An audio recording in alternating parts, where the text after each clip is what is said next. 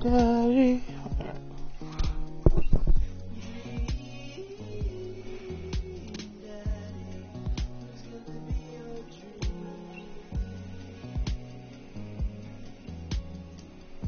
Not back with the devil in. Alright. How we sounding?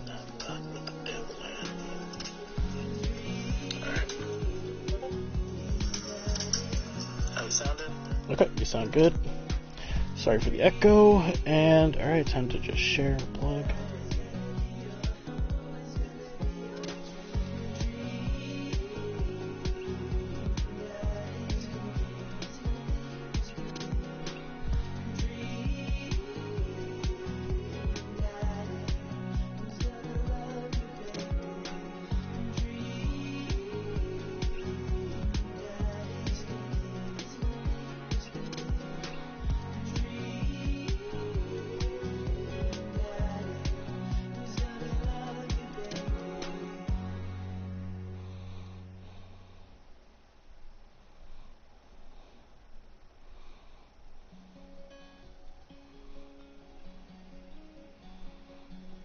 Okay, Twitter.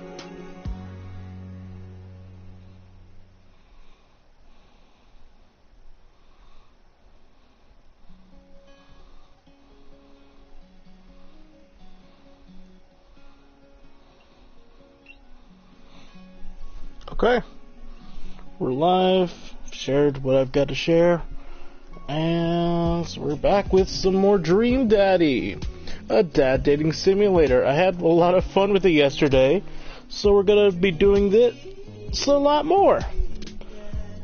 And we're going to go on our first dad date today, because we're on Dad Book now. Hooray. Do I have anything in gallery? I'm scared for what's in gallery. What's in mini games? Nothing in there.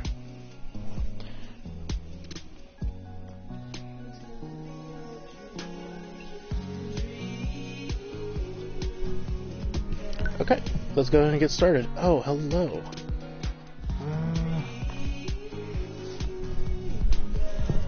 I don't know how this works at all, but cool. Are these just all the things that auto-saved, or does it? I don't know how this works. Oh. Okay, we're gonna load, and we're gonna go on our first dad date. And the dad I have decided to romance is none other than, drumroll please, Craig. Yeah, bro, we're gonna go on a date with Craig. I think that's the voice I did for him. I don't know. Hopefully I don't have to do more than one right now.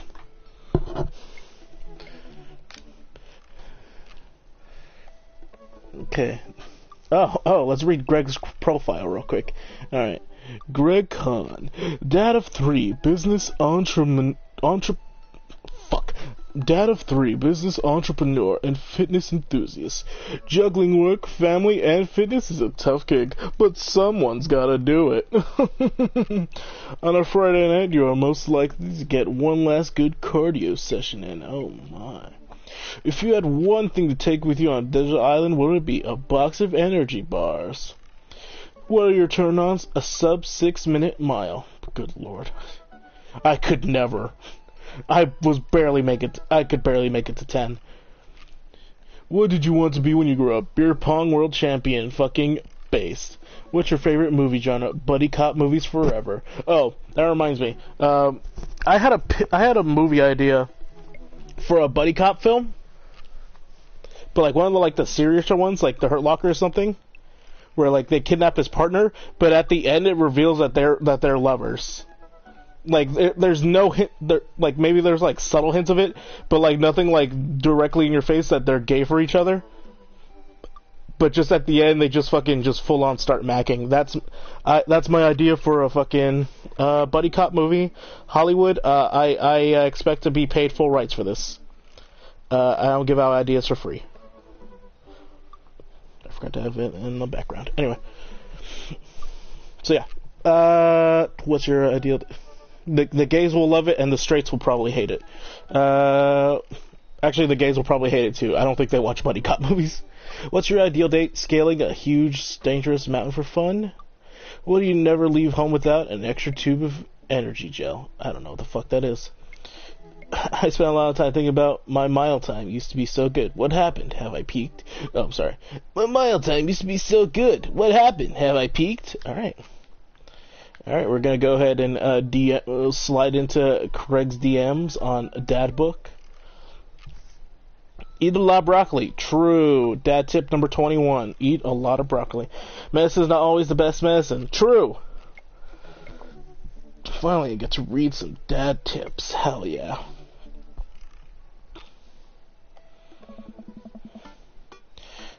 I wonder what Craig's up to today. I navigate to Craig's Dad Book page and type out a message.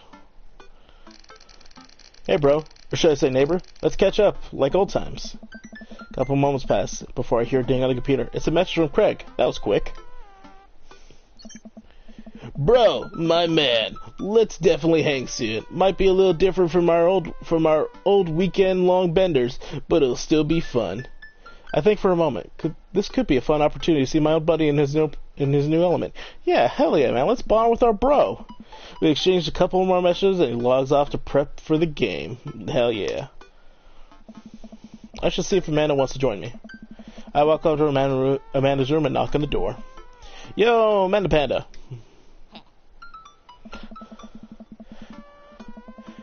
I open the door and find Amanda sitting cross-legged on the floor, surrounded by magazines and newspaper clippings.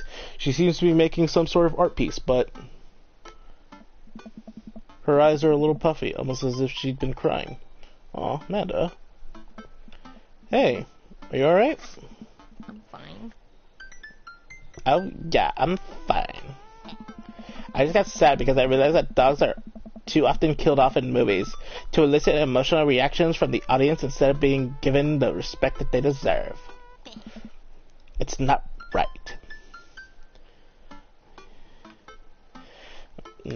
Dogs deserve better than this. While this is true, this is forceful. Are you sure that's all you're upset about? If there's, anything going on, I just want you to know that I'm here for you, and I'll always be here for you. Whether you need a shoulder cry on or a strong dad to kick someone's butt. But I'm only a phone call away. Thanks, Popsicle. I appreciate that. But I'm fine, really. I'm unconvinced, but I'll stop badgering her about it. I'm sure she'll tell me when she's ready. I don't want to pressure the kid. I hope she's alright. What you working on?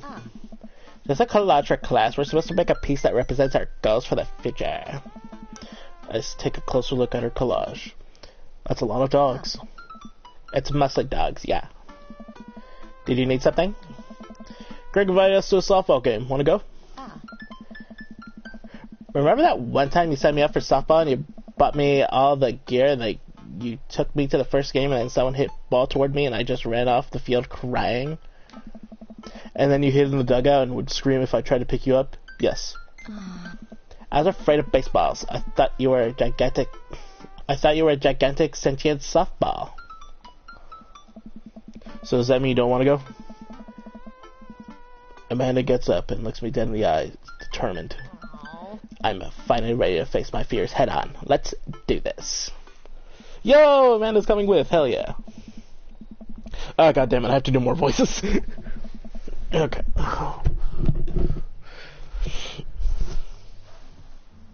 Okay.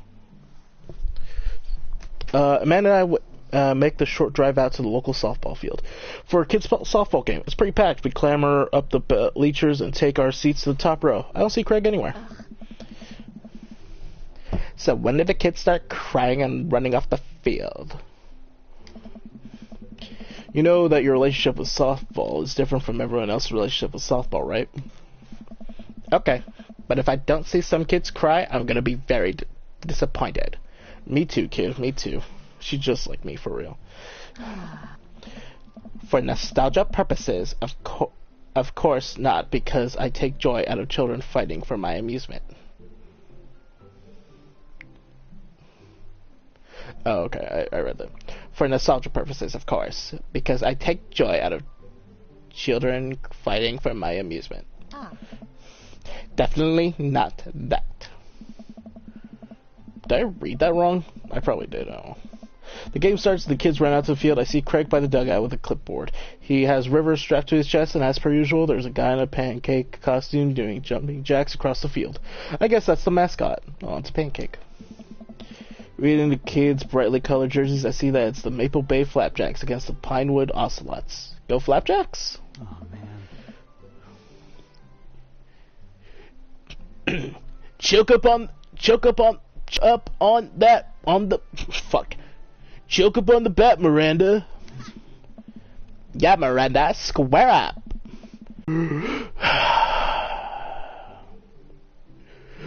What are you willing to sacrifice to win? Ah, fuck, I gotta yell all that attitude. This is gonna get Miranda to D1. Let's go. Dad, please don't fight any other dads while you're out here. Yo, I'm about to be Bat Dad in this bitch. Like and comment and subscribe if you get the reference. We'll watch a couple of innings of softball. Ah, god damn it. They aren't ready for the major leagues yet, but Craig's trained his team pretty well. It seems like he's really good with kids. Cake stand Craig is good with children. Well. It's amazing how hard they're hitting the ball and how no one has run off of the field crying yet. Amanda, dear, you have to let it go. Let what go? I'm perfectly fine. The opposing team is up to bat. They hit a fly ball out into the center field. The tiny little girl tries to get under the ball, but it misses her glove and hits her straight in the forehead. See? It's a completely justifiable fear. The girl plops down the grass, starts crying. Craig makes a beeline to her, checking her forehead and comforting her until her parents arrive. He carries her off into the field as she sobs. Craig, what a dad.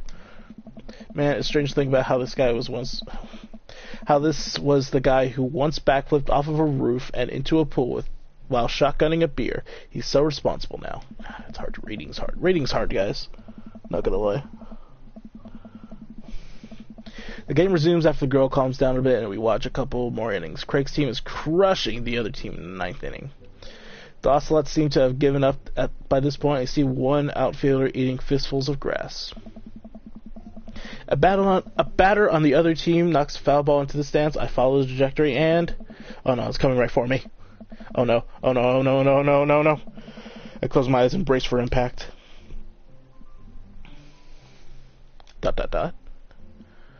I open my eyes and look over to see Amanda holding the softball, staring at it in amazement. Hey. I caught the ball. You saved me. I caught the ball, Dad. I caught the ball. Hell yeah, that's my girl. You did it, Amanda. Hell yeah. I faced my fears. I defeated the softball. I can do anything. Man and I share a big hug. It's a tender moment that I don't think anyone else watching really understood. True. I'm so proud of you. God, I'm proud of you, kiddo. We're on the same wavelength. We share me and Dad share a brain cell. The game ends and Craig's team are declared the victors. We sit patiently as the girls line up to shake hands. Yeah. Great job, everyone. We call for the result to Greg head. Let me try that again. Let me reread that. Let me get a clean one. We walk over to the dugout to congratulate Craig, who's talking with some of the parents. Craig, great work, man. Thanks. We've been working hard all season. It's great to see it paying off. I'm so proud of all my girls. Speaking of which, have you met Briar and Hazel? Oh, fuck, I gotta make up 2 more voices. Oh, they're girls, which is worse. They speak in unison. How do I do girl voices in unison? Fuck! Hello? I don't know. Hey, killer playing out there. Yeah, you guys roll. Thank you! You guys are twins, huh? So which one do you use the evil one? Hazel! Okay, they're twins. I can make them sound the same. That's not how twins work, but sure. Yeah, it's me. Good looking out. Do you guys ever pretend to be each other? I don't have a twin, but I think if I did, I'd be doing that constantly. Yeah, I take over math tests. And I usually throw rocks at stuff when people get mad. I tell them I'm Briar. What? We'll talk about this later. Jonathan, bro, I just got a couple more things clear up, then we can hang. Sounds good. Just then, one of the moms jumps into the conversation. Not so fast. We have to celebrate our win, Craig. I am taking the whole team to get pizza. Hi. Oh, I don't know if I can. Nonsense. The girls won. What sort of celebration would we have without a fearless leader? God, I have to keep so many voices. She lays her hand on the shoulder and gives them goo-goo eyes. Man, this mom is laying on thick. Man, did I share a look? Hold on. Okay, still streaming. I got a bad connection message, so I'm like worried it's gonna cut out.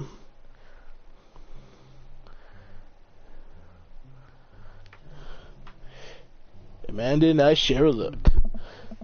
Alright, wait, fuck, I did Craig's voice for that. Alright, is it cool if my bro comes along? The mom looks slightly put out, but covers it up with a smile. Of course! Where are we going? Thirsty's Pizza? What? What? It's a real place. Yo. And then the stream of girls clad in softball gear pile out of a minivan and into a local pizza buffet. Which is actually called Thirsty's Pizza. Amanda and I trail behind them with Craig.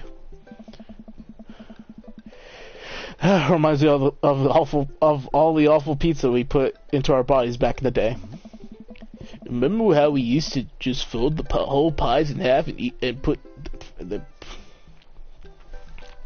Hold the fuck on. What? This is genius and probably disgusting. Remember how we used to just fold the pies in half and then put taco fillings inside? Pizza tacos. I could never forget. Oh, God. Why are we geniuses? How did we survive college? Our bodies were younger back then, more elastic, more able to handle the toxic waste we put inside us. I'm losing the voice so bad. The good old days. I keep wanting to narrate in Craig's voice. The kids run around, playing arcade games and eating greasy food. Amanda and I jump on a couple slices of mediocre pizza. Hey, give me a piece of that. What? No, absolutely not.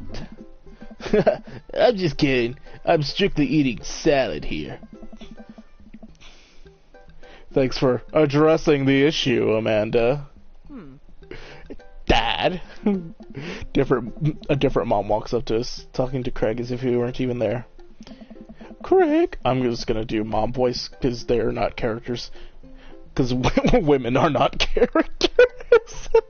That was a joke. Craig, thank you so much for looking after our kids. My daughter tells me every day about how great you are. Oh, I'm happy to look after them. Definitely helps that I have kids of my own. It's been so hard since Daniel left. I'm glad to know that my children have a strong male role model in their lives. Man and I look at each other again. Craig gets it. Craig gets it from all angles, huh? Craig smiles sheepishly. Thank you so much, dude. There we go. Craig holds his fist up for a fist bump from the mom in what I think is a maneuver to lighten the conversation. He looks super uncomfortable. I should throw him a bone here. Create a diversion. Tag team with Amanda. Smokescreen Martha. What? I am a diversion type. I want to bond with Amanda. I don't exactly know what smoke screening is. Teamwork makes the dream work. I give Amanda another lowering look, and she hits me back with a nod. She understands. Amanda puts a hand on her stomach and looks at me with puppy dog eyes. Dad, I don't feel so good. I think I ate too much pizza. Oh no, sweetie, you're not going to projectile vomit everywhere, are you? Yeah, I think I'm going to projectile vomit everywhere right now. The words projectile vomit and right now usually seem to get everyone to clear out, but Martha's not budging. Back it up, Martha. You're in the splash zone. I drank a lot of orange juice this morning, and it's feeling pretty acidic. You'll be fine. Amanda shoots me a word look. This con is going sideways. I should have known that a mom of all people would know the fake puke scam. Well, I guess it went away, and I'm fine now, and nothing's wrong. She turns her back on me to talk to Craig. So I'm taking Hazel and Brian tonight for the sleepover.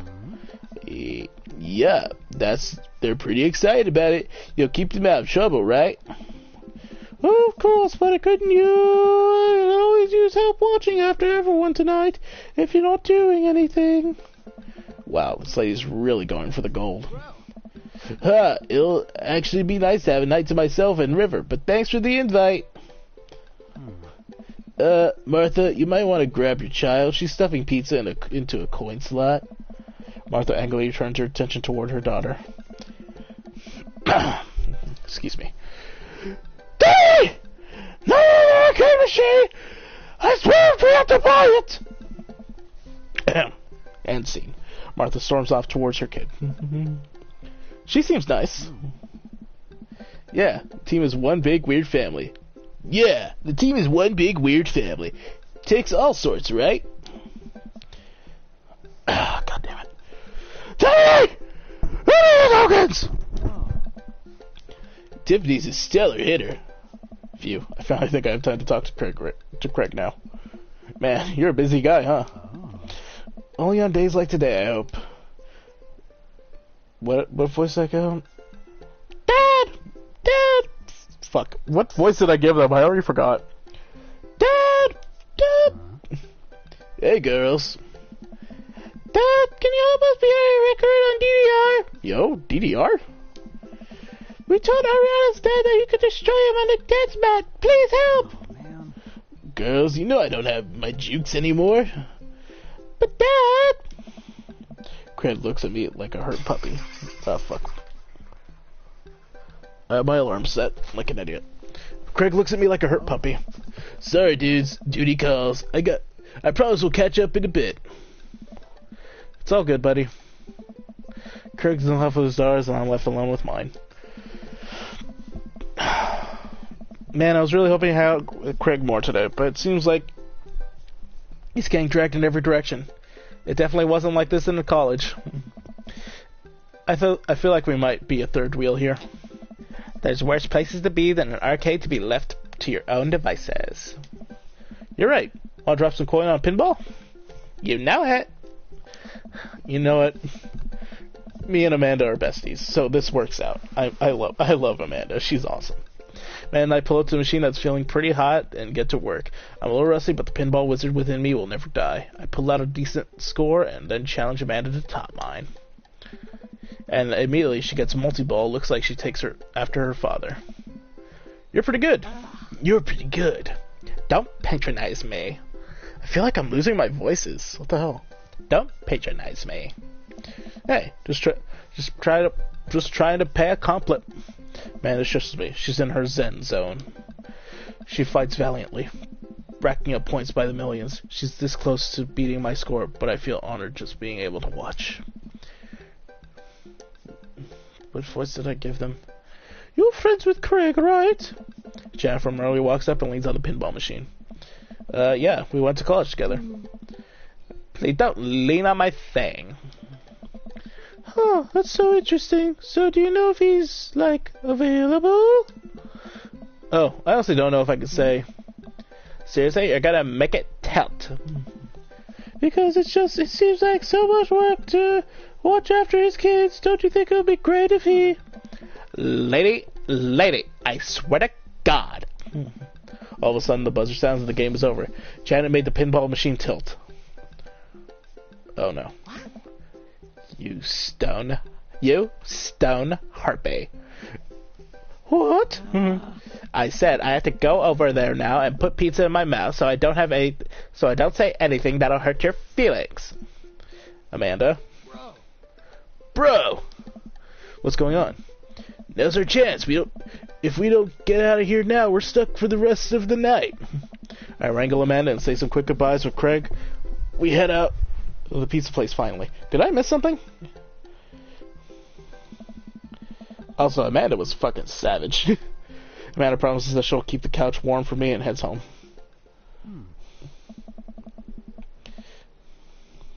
Hope you don't mind me bringing you back here, bro. Not at all, dude. It's good to finally get you all to myself for a second. River burps. I love the little guy. Well, almost all to myself. Hold up. Craig walks over to the trunk of his car and pulls out 2 gloves and a softball. Up for some catch? This might be less catch and more you throwing the ball and me running after it, but sure. We stand in the middle of the empty baseball diamond and start tossing the ball back and forth. I have a cooler in my car that we could grab, but there's only juice boxes in there. Man, fatherhood is strange. You're telling me. I can't believe I'm looking back on my keg stand Craig days and reminiscing about it. Those were some good times. I don't know anyone else who could pull off the rare horizontal keg stand. It was a feat of discipline, bro. Trust me.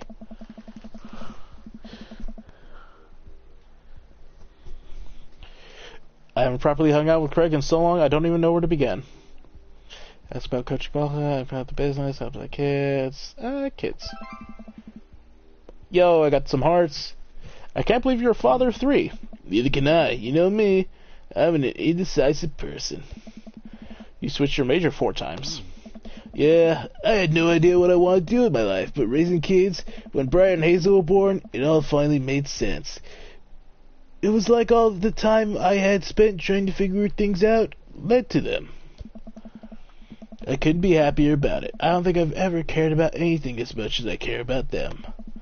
I had the exact same feeling when Amanda was born. It was the best thing to ever happen to me. It could be the only thing that ever happened to me, and I would still be proud of the life I lived. Softball. Yo, hearts. So is softball coach life you wanted, or was it the life that was thrust upon you? I'll admit that I was hesitant at first, but Brian and Hazel had so much energy that we just had to get them into sports. But no one was there to run the team. The more I did it, the more I saw how much it meant to all the girls. I'm worried there'd be a riot if I quit. I'd be so afraid of a bunch of tiny children with metal bats. Oh. They're quick and they work as a team. I've trained them too well. They take you down like a pack of They take you down like a pack of velociraptors on a T-Rex. Exactly. How's business? So you run a business now? Yep, we sell fitness gear, imports and exports mostly, but we're coming up with our own line of athleisure wear soon.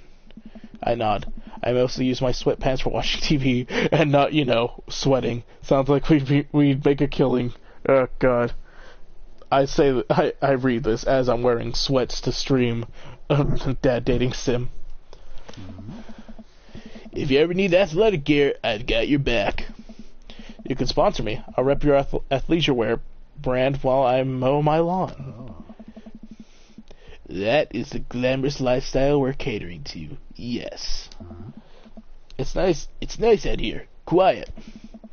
Must be good to get away from the softball moms for a bit, huh? I don't know. Christ, Janet. Yeah, that was a lot. Are they always like that? Actually, this wasn't nearly as bad. Yikes. I'm just so not interested. Well, what are you interested in? Well, what are you interested in? Peace and quiet. That hot silence. My ultimate sexual fantasy is sleeping in on a Saturday. Based! I could never. Hold on. But more seriously, I can't get back into dating right now. I couldn't even if I wanted to. There's no time. And I feel so uncomfortable trying to introduce a stranger into my girls' lives. They've already been through so much. I can't put them through that. Buddy, I hear you. So, the moms can hate on me all they want, but the girls are my top priority.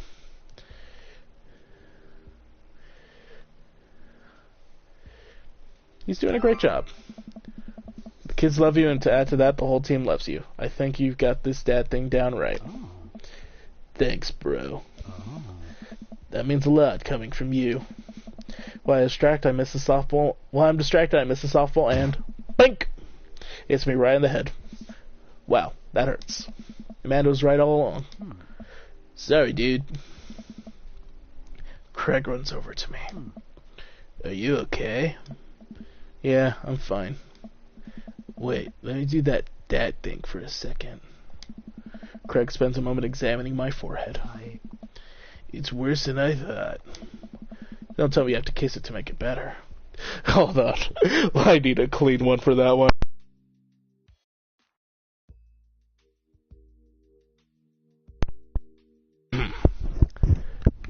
Don't tell me you have to kiss it to make it better. Bro. You would be so lucky.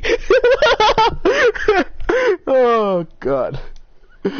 That was planned. I mean, kissing is for the weak. That was planned.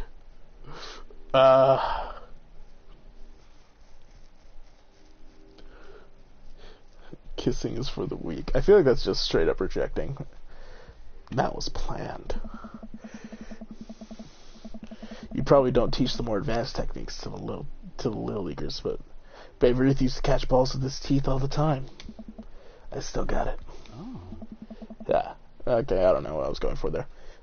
Maybe they'll learn in high school. Gavin does myself off. River yawns. Aww, I love the little chubby cheeks. Hey, little buddy, you must be getting tired, huh? I hate to say it, but I should probably head out. Sorry things are so. You get older and life just kind of gets in the way, huh? We start walking back to the parking lot.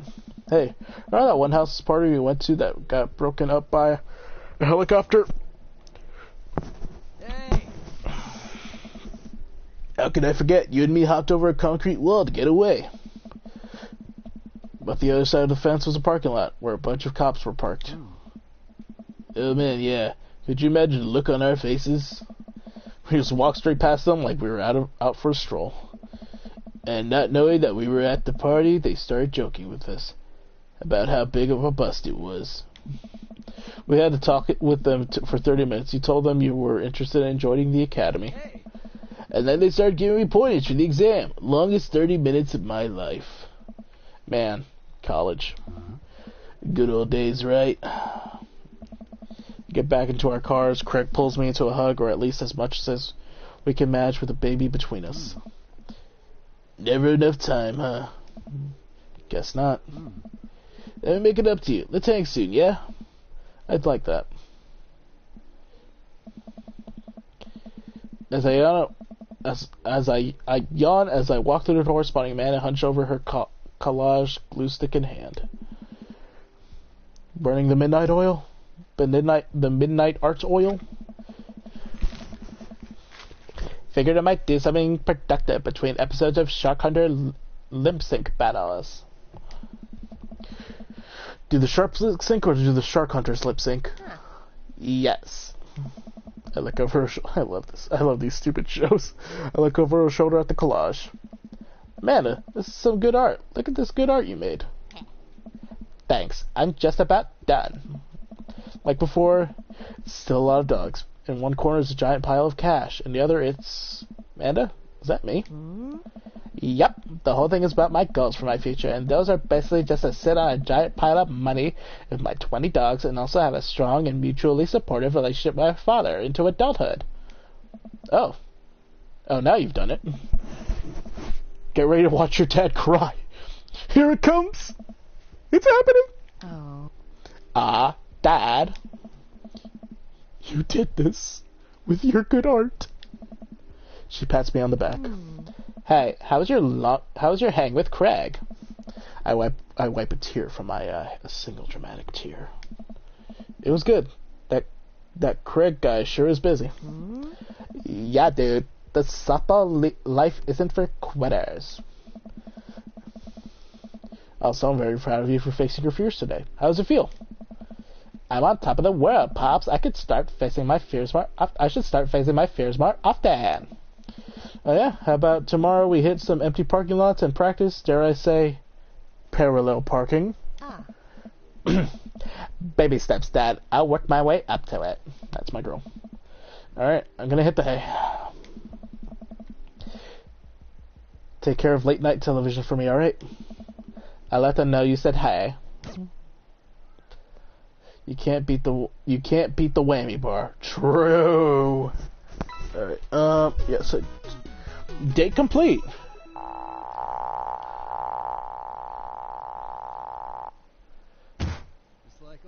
Hell yeah! History Channel, fiscal responsibility, bro. Run, catch, coach. I don't know what any of those mean. Dad points, yo, daddy points, yo. Is dad points like romance and daddy is like, we're gonna fuck. And you don't give them probable cause. If the police are driving behind you, don't give them probable cause to pull you over. Cool. Well, I'm doing my afternoon rebooting. Hold on. Let me double check everything's sounding okay. Well, I'm doing my afternoon. Okay, we're sounding okay. Cool. It's a little laggy, but it's a little lag behind, but oh well.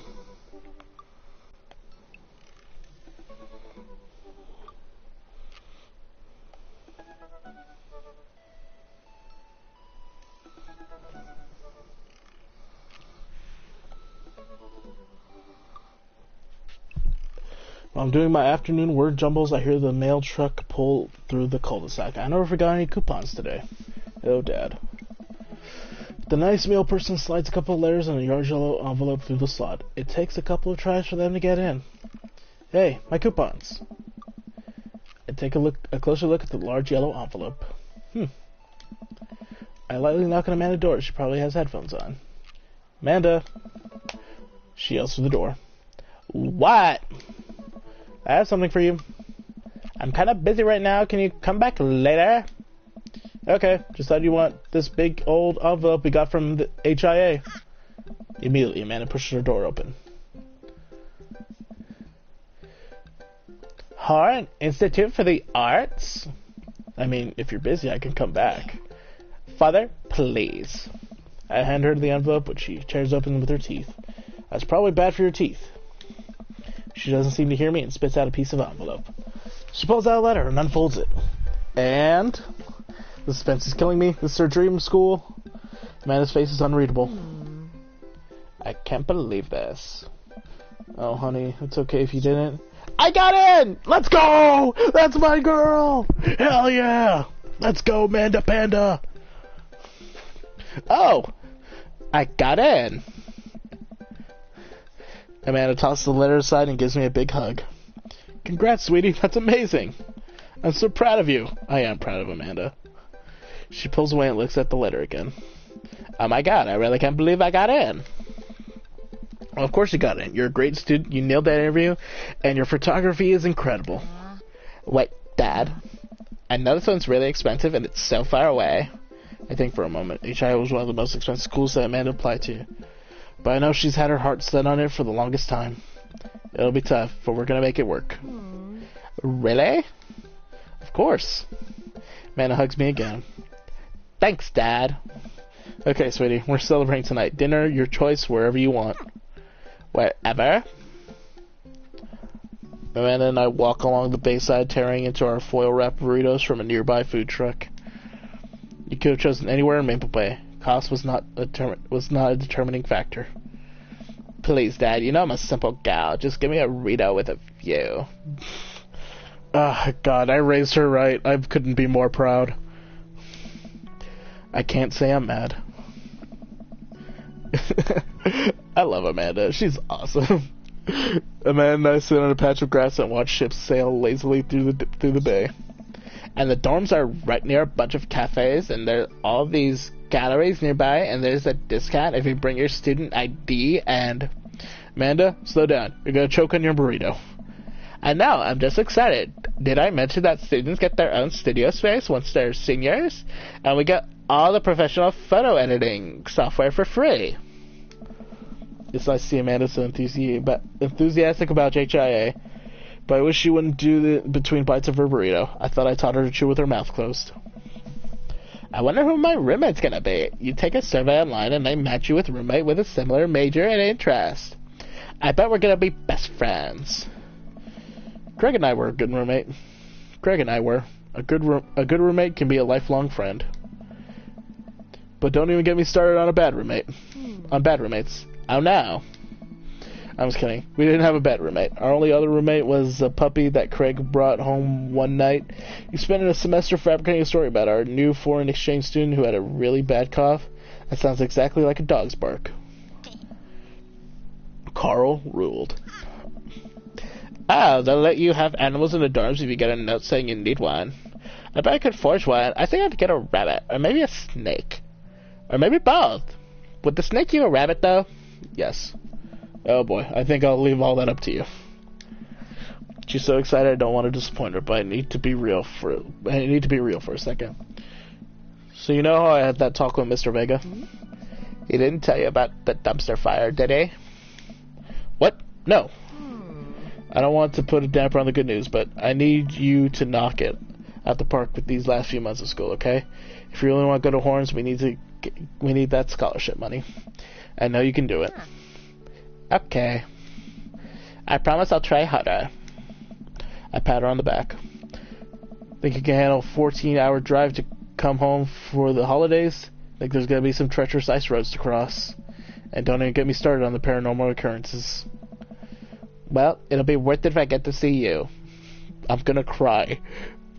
I'm gonna fucking cry. He just like me for real. My eyes immediately well up with tears. Oh, Dad, don't cry. Sorry, I'm just very, very proud of you. You're all grown up and now you're such a good person. And I hope you know how important you are to me. Fuck. God damn it. I'm emotional. Dad, stop. You're gonna make me cry too. It's too late, honey. It's happening. Dad, I can't get tears in my burrito. It's gonna make it taste sad. I pull Amanda in for a hug and kiss her on the forehead. Love you, kiddo. Love you too, Pops. You're young, you have your health, now is the time to take risk. You got dads. Yo, DM from Craig, let's go. I need a second, hold on, I'm crying. God, I love Amanda so much. God, I'm so proud of that kid. Hey buddy, so I have to have a favor to ask. Robert invited me over for dinner. And I know it's kind of a faux pas to invite another bro, but I don't know what that means. To invite another bro, but I've known the guy for years and I still can't get a good read on him. And I know it's... Oh, wait. I should be reading that in his voice. What am I doing? Hey, buddy. So I have a favor to ask. Robert invited me over for dinner. I know it's kind of a faux pas to invite another bro, but... Excuse me. I've known the guy for years and I still can't get a good read on him. And I know it's gonna be super awkward if I go by myself. Will you please come with me?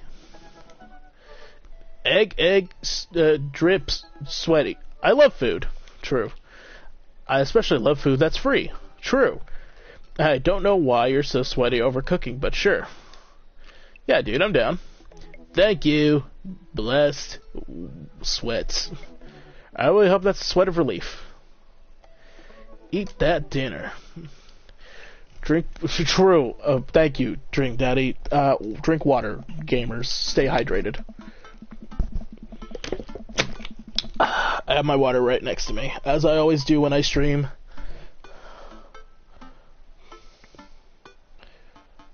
And as all gamers should. As all good gamers should. That doesn't sound too bad. I could definitely go for free food, but why is Craig being so apprehensive? Does he know something about Robert that I don't? Is this where I get invited into the threesome? I hurry up and reply before my dad brain can work itself into a paranoia spiral. Yeah, dude, I'm down. Thank you. Craig and I decided to meet up before heading over to Robert's place.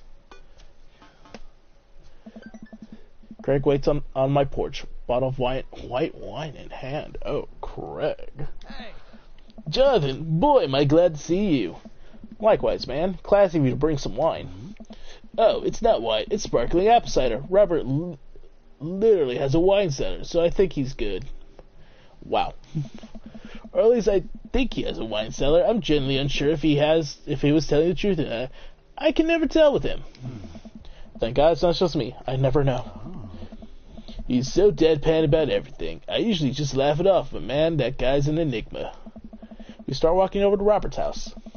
Does Robert even know how to cook? I have sincere doubts about whether he even knows how to shave properly, or iron his shirts. I feel like you learn to cook after you learn those two first. I never learned how to iron, but I did learn how to shave first. Okay. Hey. One time I saw him grab a hot dog from a trash can. I mean, it was at the very top of the trash can, like sitting above it, but still. If he were on trial, I think the jury would define that as in the trash.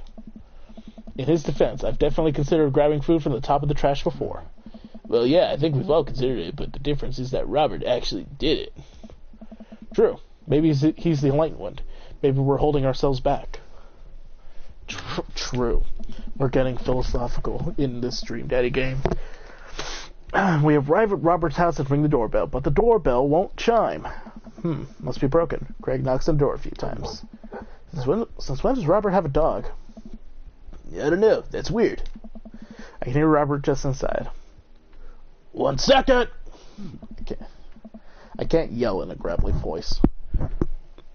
This is uncharted territory, Jonathan. What if he's the one making barking noises and there is no dog? Don't say that. We're not even inside yet. Finally, the door opens and Robert looks a little surprised to see me. Jonathan, didn't know you'd be tagging along. I don't know. Did Craig not tell Robert I was coming? Come on, Craig. I can leave if there's not... No, it's fine. Come on in. We enter Robert's living room, which is surprisingly really nice. Super messy, but still nice. Make yourselves at home. Make yourselves at home. Oh, fuck, I can't do that voice right now. We can still hear barking from the other room. I didn't know you have a dog, Robert. Oh yeah, that's Betsy. Have to put her up when guests are over. She'll calm down in a bit. There we go. What kind of dog is she? Pitbull. Rescued her from dogfighting ring a few years back. She hates strangers. If I let her out right now, I would probably have to take you both to the ER. Craig and I make eye contact. He raises an eyebrow at me. Oh, okay. Anyways, dinner should be ready any minute. Hope you guys like asabuco. Robert leaves the room, presumably to go to the kitchen. Craig leans in and whispers, "Was the dog fighting real or was he kidding?" I don't know. Hey. What's asabuco? I don't know. Did he make up that word? Until I have asabuco in front of me, we can only assume so. We sit in silence for a second, taking in Robert's living room. Are we about to get sawed? Nah. Usually wake up in those situations. We voluntarily walked into this one. Robert finally walks into the room carrying 3 paper plates of steaming hot food like a waiter. I don't have a dining room table. Don't trust them. So we're eating here. Hey. Also, I don't have real people plates, but that's okay. Robert sets plates in front of us on the coffee table. I still can't tell what it is. Looks like meat, maybe lots of sauce. I can make out some vegetables. I think that might be rice, but it might also be pasta. Guess there's only one way to find out. I take a bite. Oh my god. I take another bite. The medley of flavors in this dish is amazing. The meat is so tender, and the risotto, I think that's what it is. It's so creamy. It's so creamy. God damn it. Robert, this is incredible. You cook this? I fish it out of a dumpster behind a restaurant, or at least I think it was a restaurant. Can you believe people just throw this stuff away? I almost gag. I'm kidding. I look over at Craig, who looks wary but still has his mouth full. He gives Robert a thumbs up. Glad you like it. Oh. Where'd you learn to cook like this? Worked at a restaurant in Spain for a hot sec. Is he messing with us? I decided to play along. You lived in Spain? Okay, give me a sec. After I dropped out of college, I went backpacking through Europe, crashing on couches, sleeping in hostels, wherever. Totally broke. Worked a couple of odd jobs wherever I could to scrape together some cash. One night, I'm eating dinner at the little restaurant outside of Madrid.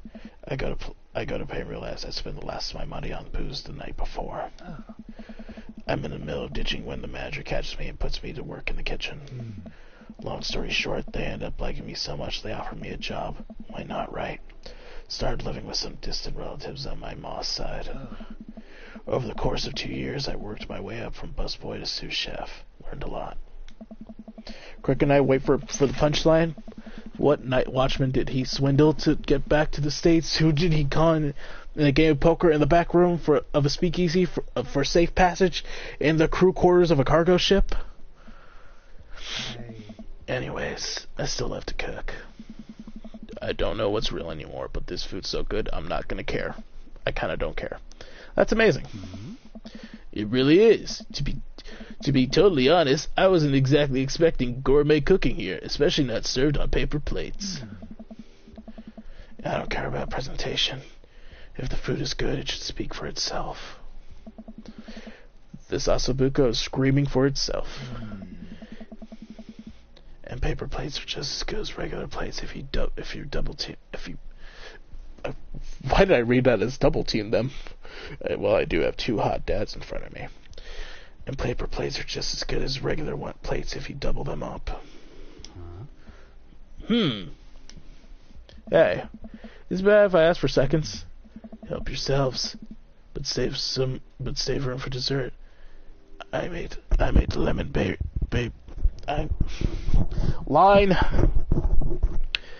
I made lemon berry savarin. Oh. Well, aren't you just full of... Greg looks over at me. Surprises. Robert winks. Oh my. You bet I am. Oh. You can come over for dinner at any time. Oh. Craig. What the hell, Robert? I'm gonna go get seconds. Me too.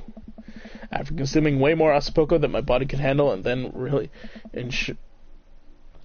ensuring a later food coma with generous serving of whatever sovereign was, Craig and I decide to head out. Oh.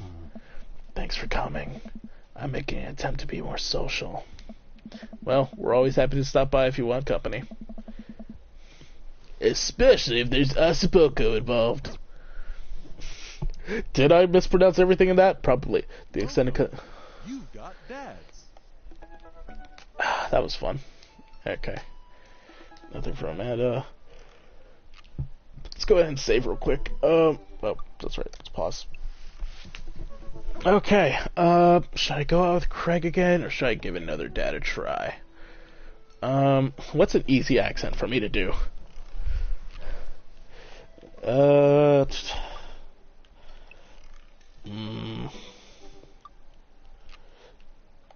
I really fucking screwed myself into a corner, didn't I? I fucking gave them all like hard as shit voices. God damn it. Let's see. Let's see, 7 choices. I'm gonna grab a dice. I'll be right back.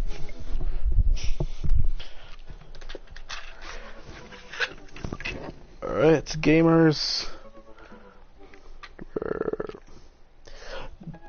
I don't know why I thought D8 was a thing. Okay. Is it? Yeah. Isn't there? No.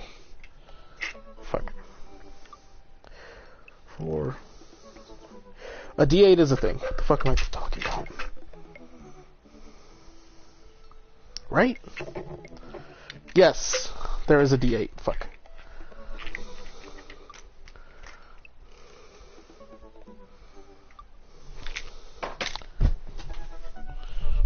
Okay. So, Craig 1, Matt 2, Brian 3, Robert 4, Damien 5, Hugo 6, Joseph 7, and then 8, roll again. Okay. Going after Craig was a suggestion, so, and I don't have any more suggestions, so we're gonna roll a dice. And that's how we will play the rest of the game. And we got 6. And 6 is 3, 4, 5, 6. Okay, Hugo. I gave Hugo like an Australian-ish accent, sorta, kinda. Let's hope I can keep that up for a while.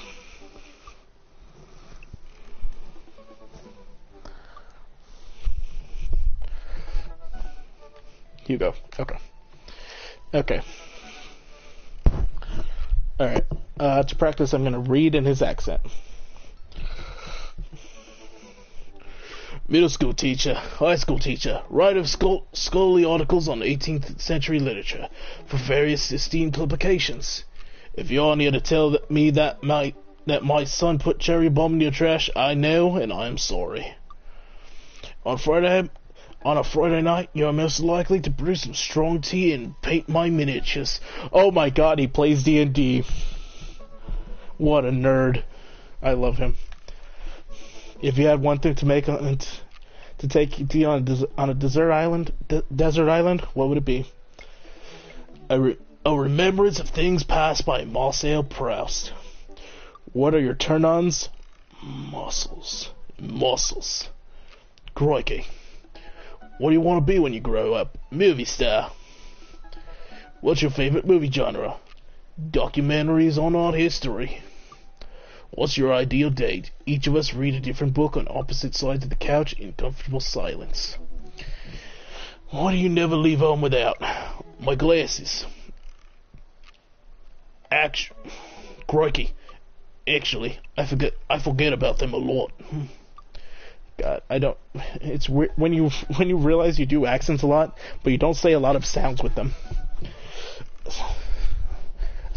Spend a long time thinking about. I worry that people are against e-readers. People who are against e-readers are more in love with the idea of books than actually reading them. All right, the dice have decided Hugo is our next date. Solo kid from Charlemagne, greatest guitar solo ever recorded. It's okay if you don't come in first. Make sure you have health insurance. I navigate to Hugo's dad book page and type out a message. Hey Hugo, great seeing you at the barbecue. Want to hang out sometime? Oh, I skipped something. I wait a few minutes before the computer dings. I'm so glad you messaged me, and I definitely want to hang out sometime. But I have a favor to ask. Our class is going on a field trip to the aquarium today, and one of our chaperones called in sick. Is there any possible way you could come by and replace him? Oh.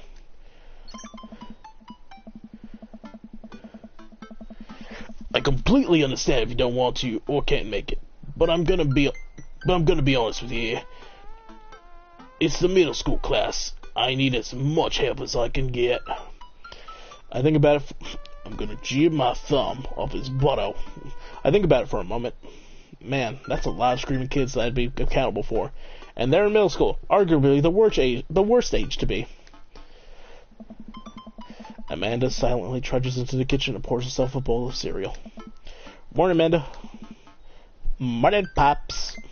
Hey, how was middle school for you? Bad, but nobody likes middle school. It's 3 years of bad acne, crying, and being generally terrible. Everyone sucks. No self-awareness. It's just a bunch of hormonal teenagers locked in a gross old building for 40-plus hours a week, doing long division and starting fights over, I don't know, pizza day? Top 40s pop? Middle schoolers should be avoided at all costs. What was your middle school experience like? What was middle school like for me? I didn't like it. I had my first crush in middle school and I'm still bitter about it. Alexis Stuggs. You hurt me and I'll never forget. What'd she do to you? I stare off into the middle distance, remembering the 24 hours that we dated him and the 3 times we held hands together between class periods. Then I remembered the bitter betrayal, her leaving me for Arnold Birmingham. Him making me eat dirt in front of her. I don't want to talk about it. Oh. See, middle schoolers are reprehensible. Wait, why are you asking me about middle school? Oh, Mr. Vega requested my help to chaperone the middle school class to the aquarium. Just want to know what I was in for. You get to go to the aquarium? Are you kidding me? The last field trip I got to go to was to the clam chowder factory. They didn't even give us clam chowder. They gave us square pizza at a clam chowder factory. That is fucking absurd. Oh, is that why you won't eat clam chowder anymore? No, it's because Bobby Willingham threw up into one of the vats of clam chowder, and I'm the only one who saw it happen. It haunts me. Right, let's leave the story firmly in the past.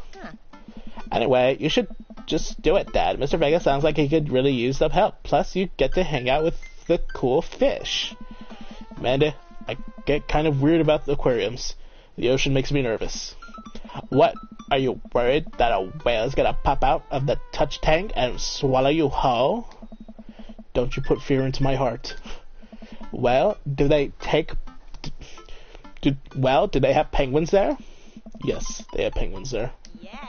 Then it's settled. Penguins outweigh fear of ocean. You know what? Amanda is the person I need in my life. She's right. Penguins do make everything better.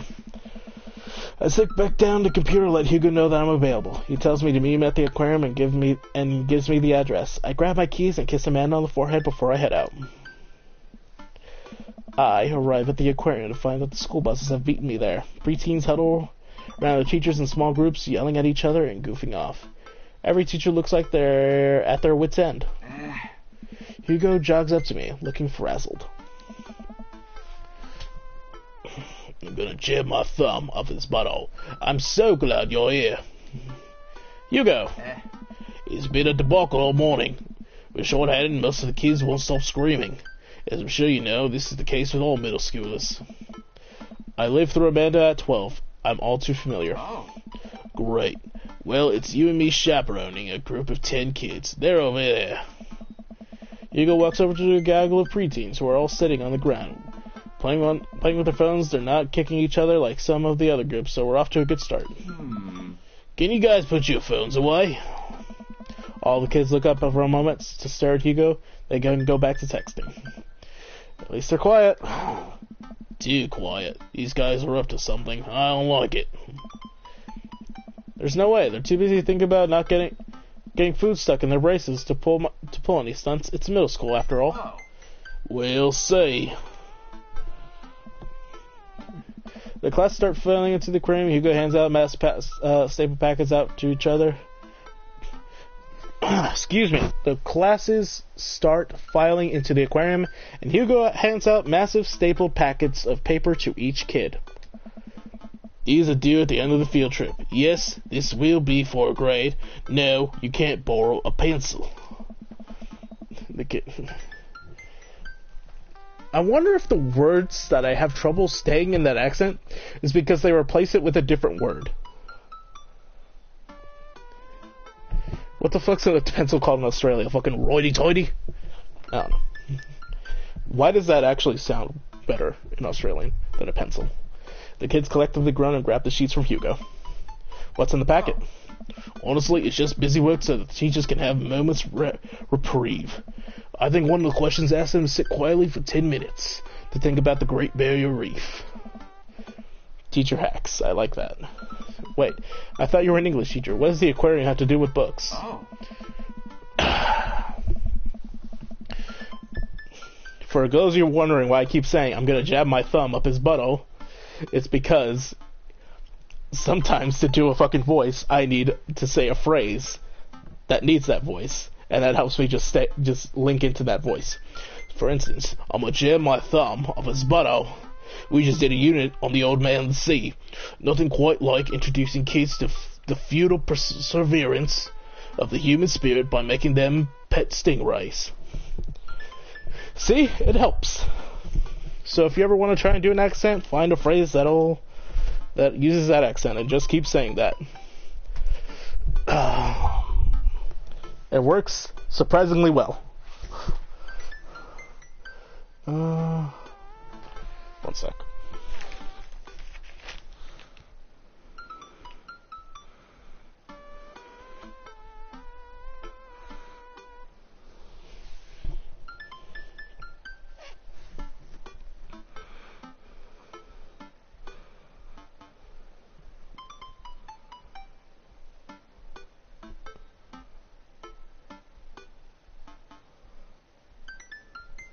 Let me check audio real quick.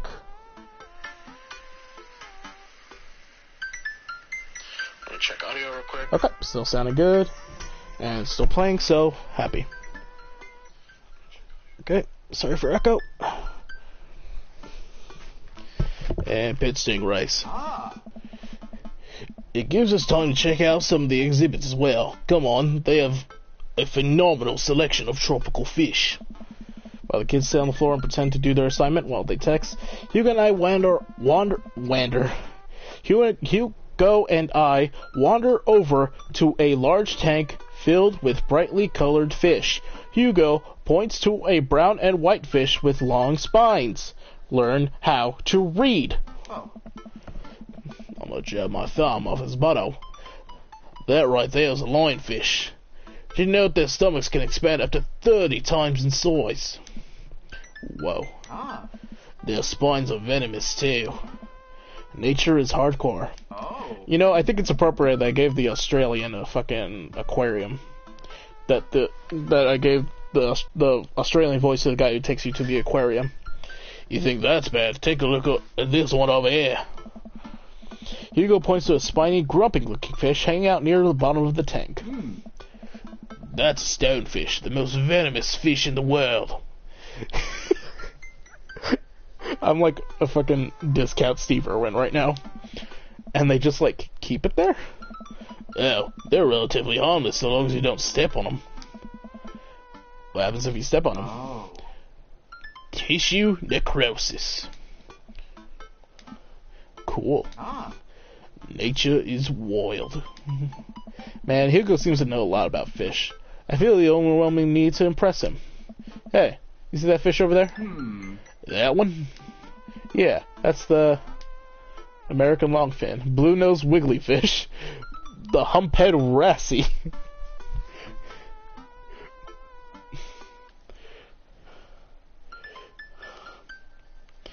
This one sounds dirty. This one sounds like it could be legit, and this one I clearly don't know what the fuck I'm talking about. Which one would Hugo like? I like the wiggly fish. That's a blue-nosed wiggly fish. Yeah. Did you know that? Paranormal fish trivia, psychiatric fish trivia, political fish trivia. Oh, I'm actually curious what the fuck paranormal fish trivia means.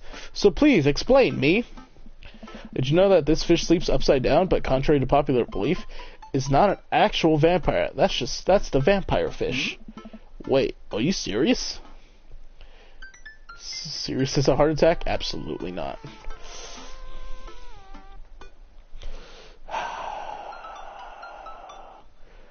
If there's one thing I commit to, ladies and gentlemen, it's the bit. Serious as a heart attack. We're talking fish here. There's no time for jokes. Oh. Damn it! That's a clownfish. Right. We lead the kids to another room. Sharks, sea turtles, eels, and other marine life swim around in the massive floor-to-ceiling aquarium. The kids began trying to take selfies with the sharks. Hugo leaves my side to separate two kids who start fighting over a Capri Sun. I walk around the room reading the tiny little blurbs about different fish swimming inside of the enclosures. After a while, I look around and see Hugo again. He's gazing up at the aquarium in a childlike wonder. The ripples in the water cast blue, moving shadows across his face. For someone surrounded by angry, hormonal preteens, he looks completely peaceful. He looks really cute in this light. I hope he doesn't notice me staring. Wow. Oh. I walk over to join him. Beautiful, isn't it? I'd rather stare at you. We can learn a great deal from Mother Ocean. Are those two sharks kissing? He's a man who would appreciate knowledge. Ah, God. I need to be bold with one of these dads. I think it's... Maybe I just don't feel strongly about Hugo.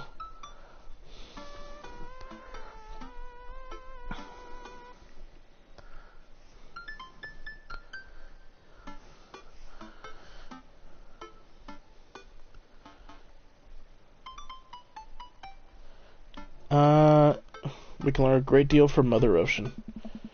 A great many mysteries lie in the ocean. It truly is fascinating to be able to observe it in a setting such as this. Oh!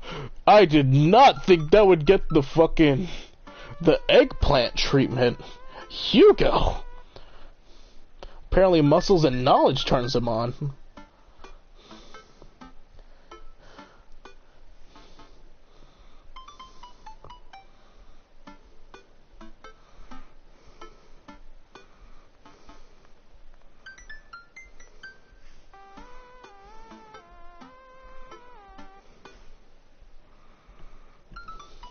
That's a very astute point, Jonathan. We stand together for a moment, admiring the wonders of marine life. We eventually make our way to the touch tank room, which seems to be the only thing the kids are actually interested in. The tank is filled with a variety of horseshoe crabs, sea urchins, stingrays, and small fish. I stand around. Hold on, actually, I forgot to keep my phone on so I can make sure the stream is going smooth.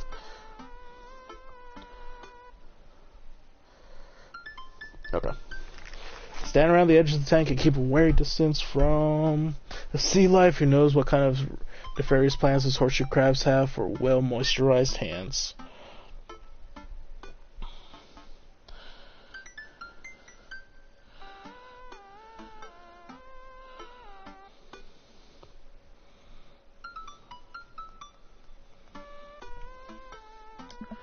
Hugo rolls up his sleeves and sticks his hand in the water.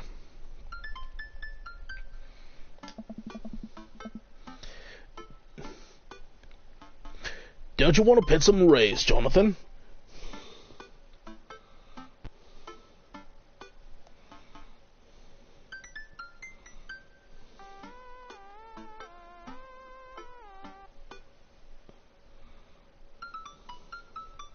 Sorry, my fucking stream's being buggy on my phone. I think I'm good. I think I should just stay over here and admire them from a respectable distance.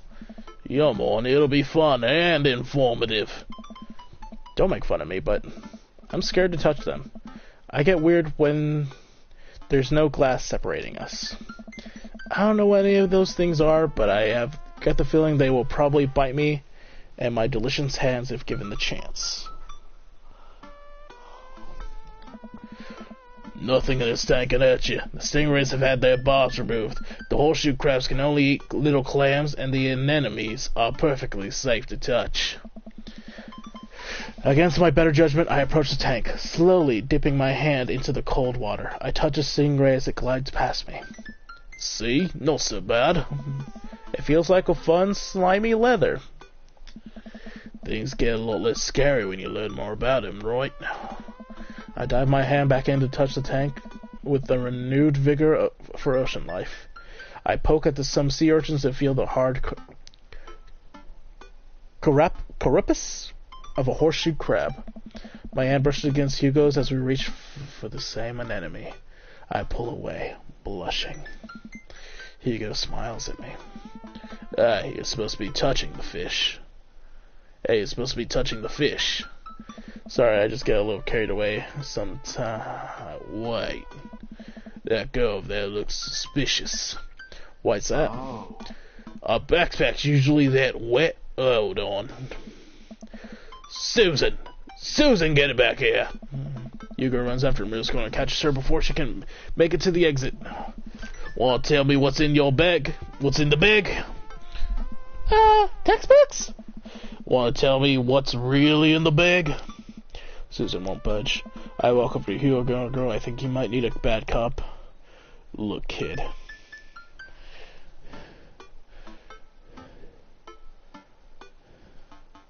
I'm not afraid to hit a child. I had a butt go down for that once. He came out, changed man, said he missed the bars. You're not a teacher. You can't tell me what to do. Ah. Yes, well, I am. Can you please put the bag down? Next time we won't say please.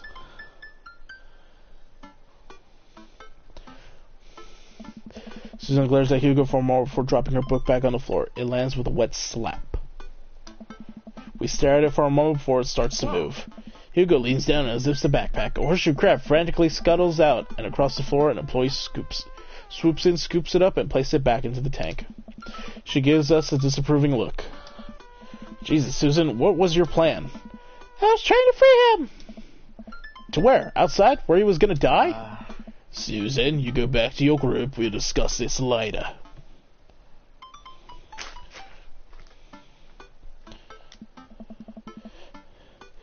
Yeah, it hands where we can see him. Susan soaks off, leaving me alone with Hugo, but he gives me a pat on the shoulder.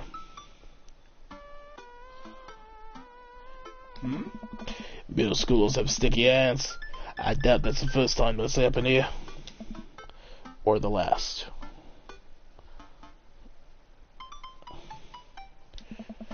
In the next room, we see a variety of smaller tanks, sea urchins, tiny fish, and a rainbow of beautiful underwater plant life surrounding us. Look over there. Hugo points to some seahorses gathered at the point of the tank. One of them is in the middle of giving birth. It's actually the male seahorse. So it takes fatherhood to a new level, doesn't it? Hi kids, come check us out. There's a male seahorse giving birth. A low murmur from the students. They just jump back on their phones. Fun fact, male seahorses can even give birth and they get pregnant on the same day. Man, we thought we had it hard. Hey.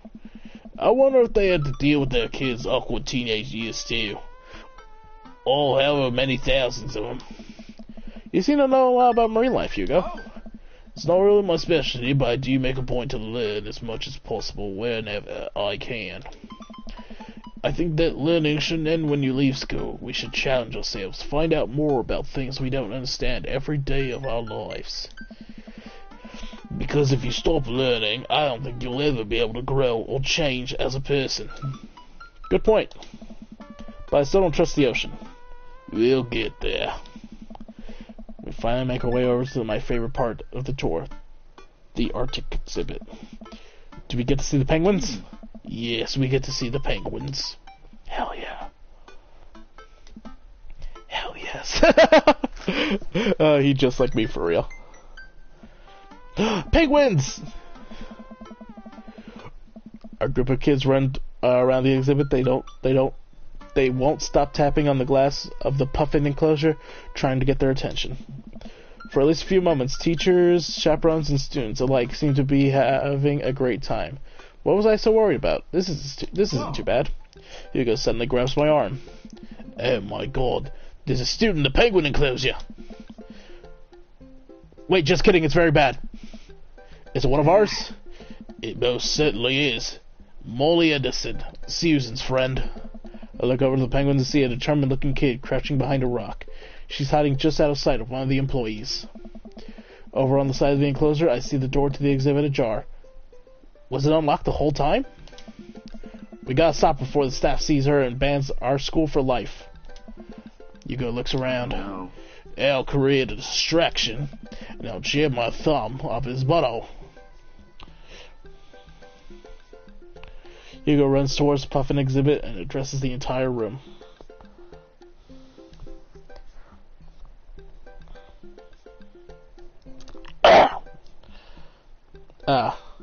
Doing the fucking voice starts to hurt my mouth after a bit.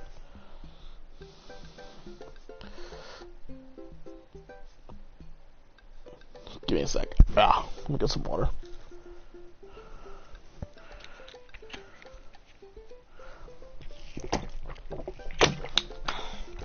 Okay, cool. Hugo runs towards the puffin exhibit and addresses the entire room. Everybody, I have an announcement. The whole room turn towards Hugo. I don't know. Here's a few facts I bet you don't know about penguins. Everybody just stares at Hugo, confused. Well, this is my shot. I run to the enclosure and am greeted by a cold blast of air. Psst, hey! The girl whips around and looks at me. Her nose is pink from the cold. You can't be in here. Neither can you! I try to walk over to the girl, but the ground is so icy I just end up slipping. I catch myself before I hit the ground, but the girl still laughs at me. No. Contrary to popular belief, penguins are birds. Birds are just learning how to fly, but penguins cannot. So, I can understand some confusion when we're discussing the birdness of penguins. The crowd is still somehow enraptured. Kid, what are you even doing? I'm letting the penguins go! They deserve freedom! Where are they even going to go? They're gonna live in my closet. Look, I just don't even have time to argue about this. We gotta get out of here. Not until I save a penguin! Little known fact is that penguins only live in cold climates. With some exceptions, so they all live in cold climates if you're splitting hairs here. Did I mention that they don't fly? The crowd is starting to lose interest. I'm running out of time. Lay down the law. Bribe her. Try to relate to her. Lay down the law. Fuck, you gotta fucking bribe the kid. I will give you $20 right now if you leave with me. Molly thinks for a second. Okay. Will you give it to me right now? I reach into my pocket and pull out everything I have, examining each bill. Okay, well I have 12 bucks and some change, and there's a button here. Is that enough? Pay me the other later and we have a deal. We move to shake on our arrangement before I suddenly realize there's a wave of penguins on our way out of the enclosure. We're gonna have to block these birds. Oh shit, what? Have you ever read the... What the hell? What do I gotta do? Oh, I just gotta fucking smack him, I guess?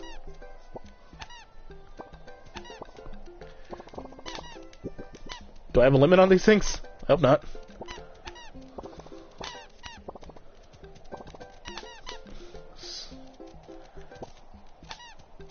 Trick shot. Oh, shit.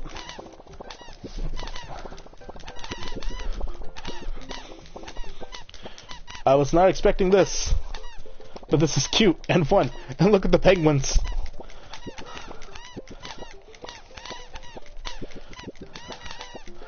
When does this end? Bribe that team. Oh no, I gave the penguins money. Penguins escaped. 0, let's go, we're gaming. Hell yeah, S+. I am the god, it's better to be early than late, true. No acceptable, okay. Glad it's over, just time to look like Hugo is wrapping up this diversionary... Just in time, too. Looks like Hugo is wrapping up his diversionary penguin speech. And that's why I think that penguins are one of the best animals in the world. A few people in the audience clap out of a sense of duty. Everyone starts dispersing. Hugo spots us from across the way and runs over. Oh, no. Molly, what are you doing in there? I was liberating the animals, Mr. Vega! You realize that penguins can only survive in Arctic temperatures, right? You could have had a dead penguin in your hands. Well, it was that counts? No, Molly, it wasn't. Molly turns to me. You owe me $8. What? What? What? Just, I'll pay you later, kid. Molly runs off towards Susan. I suppose say they can compare animal these notes. Mm-hmm. You're off the hook, Molly. Oh. Jonathan, did you just bribe a child? I don't know what she's talking about. You can't play the... You can't play by the rules when there's penguins on the line. Listen, man, we've all done hard things in our lives. I'm not the young bright-eyed youth I used to be. That person believed in a world where you wouldn't have to bribe children to save a penguin. The me today knows differently. I only wish I could go back. Let's just get through the day and get out of here. With the day finally coming to a close, the whole field trip is ushered through the gift shop, and we make our way back out of the school buses. As we leave the aquarium, the kids load into the buses. Hugo pulls me aside. Oh. Aye, Jonathan, thank you so much for helping out today. You're a lifesaver. It was no problem. It was actually kind of fun. Let me take you out next time to make it up to you. You like cheese boards?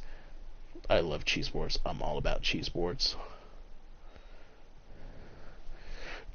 There is nothing on earth more satisfying than a good cheese board.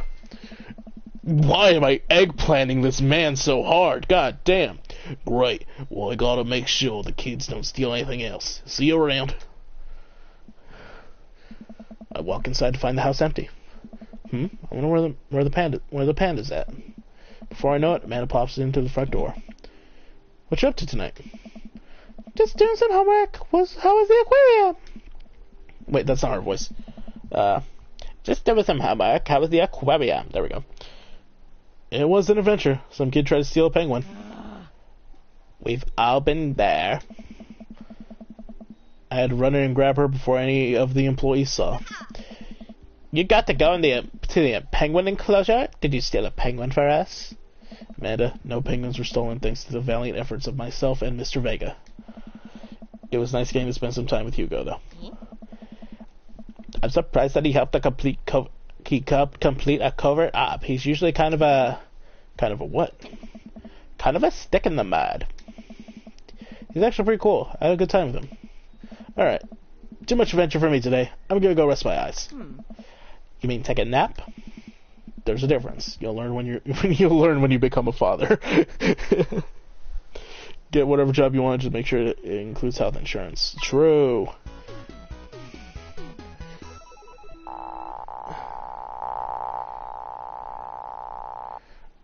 Yep. Gold star for good behavior. That's his voice. What rank did I get with fucking Craig? I think I got an A rank too. Okay. Welcome. You got dads. Yo, DM from Hank, Hugo. Let's see. Hey, Jonathan. What are your feelings about Pelka? Beyond hardly knowing her. God damn it. Poker, I hardly know her. Poker. God damn it. Oh, God. There it is. Well, good talk. Wait, I actually like poker. I just saw the joke and I had to take the shot. He's just like me for real. Please, Matt. Wait, Matt. Oh, that's Matt. Oh, my bad. My bad. I thought because usually it's the one you went on a date with that DMs you. Okay. Oh, I'm doing the wrong voice. Hey, Jonathan, what are your feelings about poker, beyond hardly knowing her? There it is. Well, good talk. Fuck.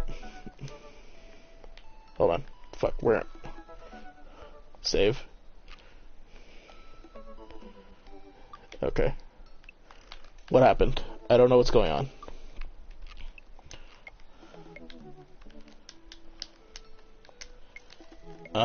I might have to load the title.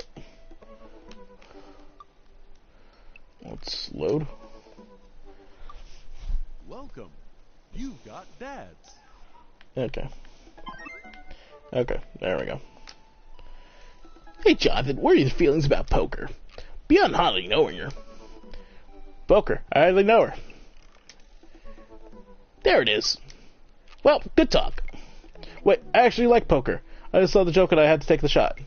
Please, bet. I'm a dad. I'm contractually obligated. True. No, I get that. Anyways, we've been playing weekly poker games, and I figured I should send an invite your way. Oh, that sounds great. I love losing money. Cool, dude. See you soon. Hell yeah! Don't trust gas station egg sandwiches. True. Alright.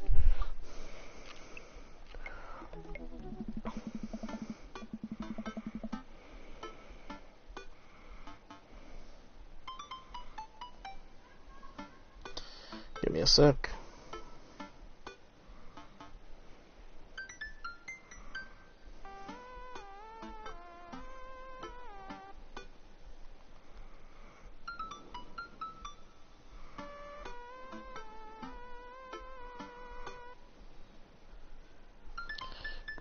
Okay. Okay, alright. Checking audio real quick. Okay, alright. Sounds great. Okay. Matt invited me to poker night at Joseph's house. I put on my going out coat and walk over.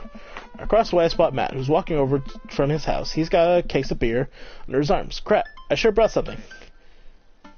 Hey, man. Crap, I sure brought something. Ha, no worries, man. It's your first time. Just bring a full wallet.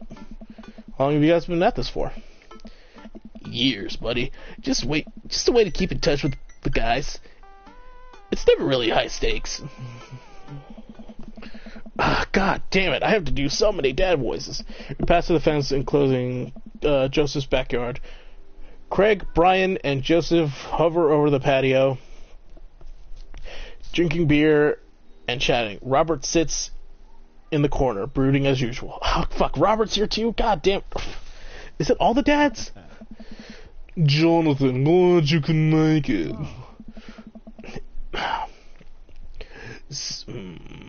So am I. I'm psyched to take all your money. Just like old times. Ring the dingster. Craig's the resident shark. We prefer the term person who's good at poker. I'm well aware. Craig's always been suspiciously good at poker. Are you still as terrible as you were in college? Poker face, or tell the truth. Poker face. Hey, I wasn't terrible. I'm not bad at poker. I'm definitely good at poker. Great poker face. Everyone stares at me. Okay, maybe that was a little defensive. Okay, I'm bad at poker. There's no way you're as bad as Joseph. Joseph shrugs. Well, this is basically my tithing. I'm giving back to the community. Yeah. Plus, I'm happy to just sit here and eat all of Brian's snacks. Guess you brought pigs on a blanket. Not Craig. Hey, my chia seed and granola energy balls are just as delicious. Everybody laughs. Dads.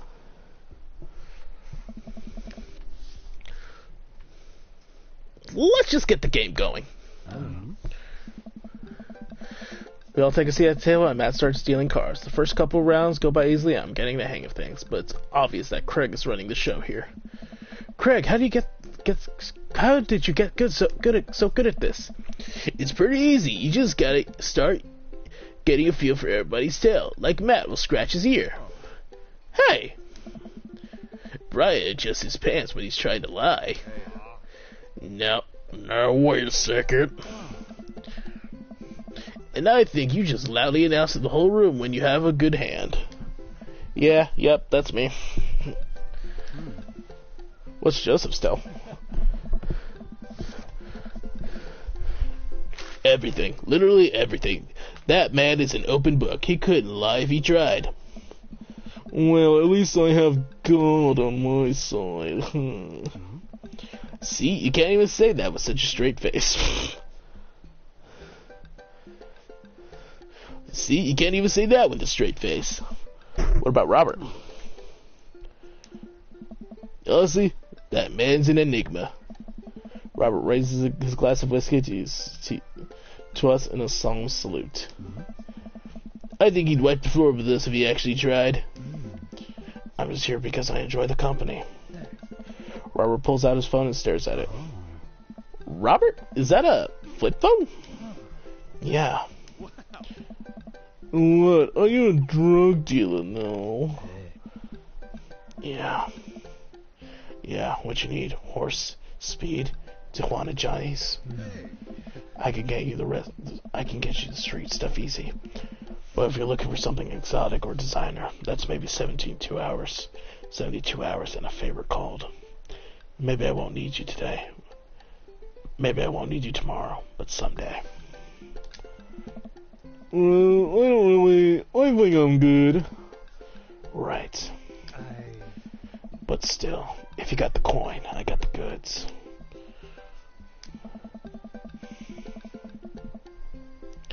I drop my phone into the toilet and this is a backup until I can get replaced under warranty. Everyone murmurs their sympathies. We've all been there.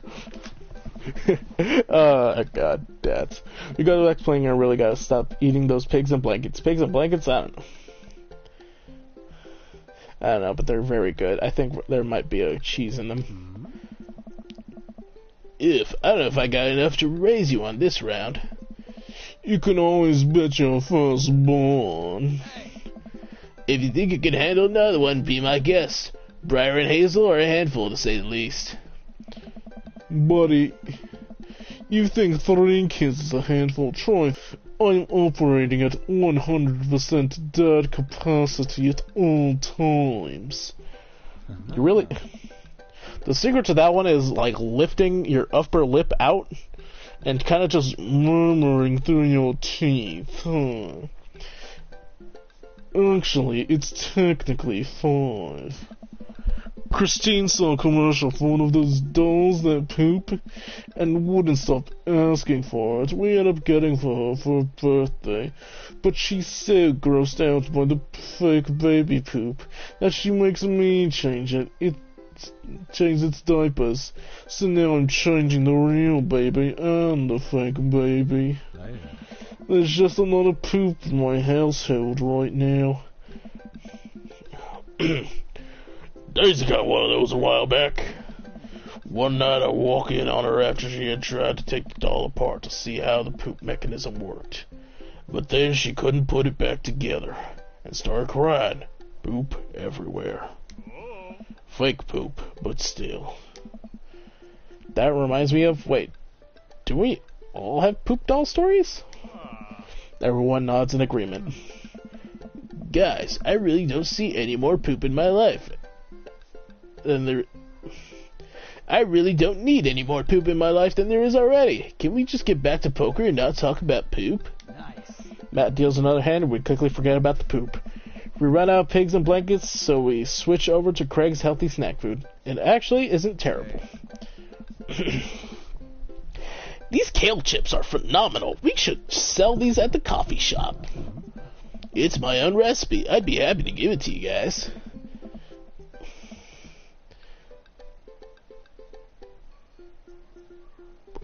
I can see it now. Pierce the kale chips. Okay, hold on. I need to message someone about this one.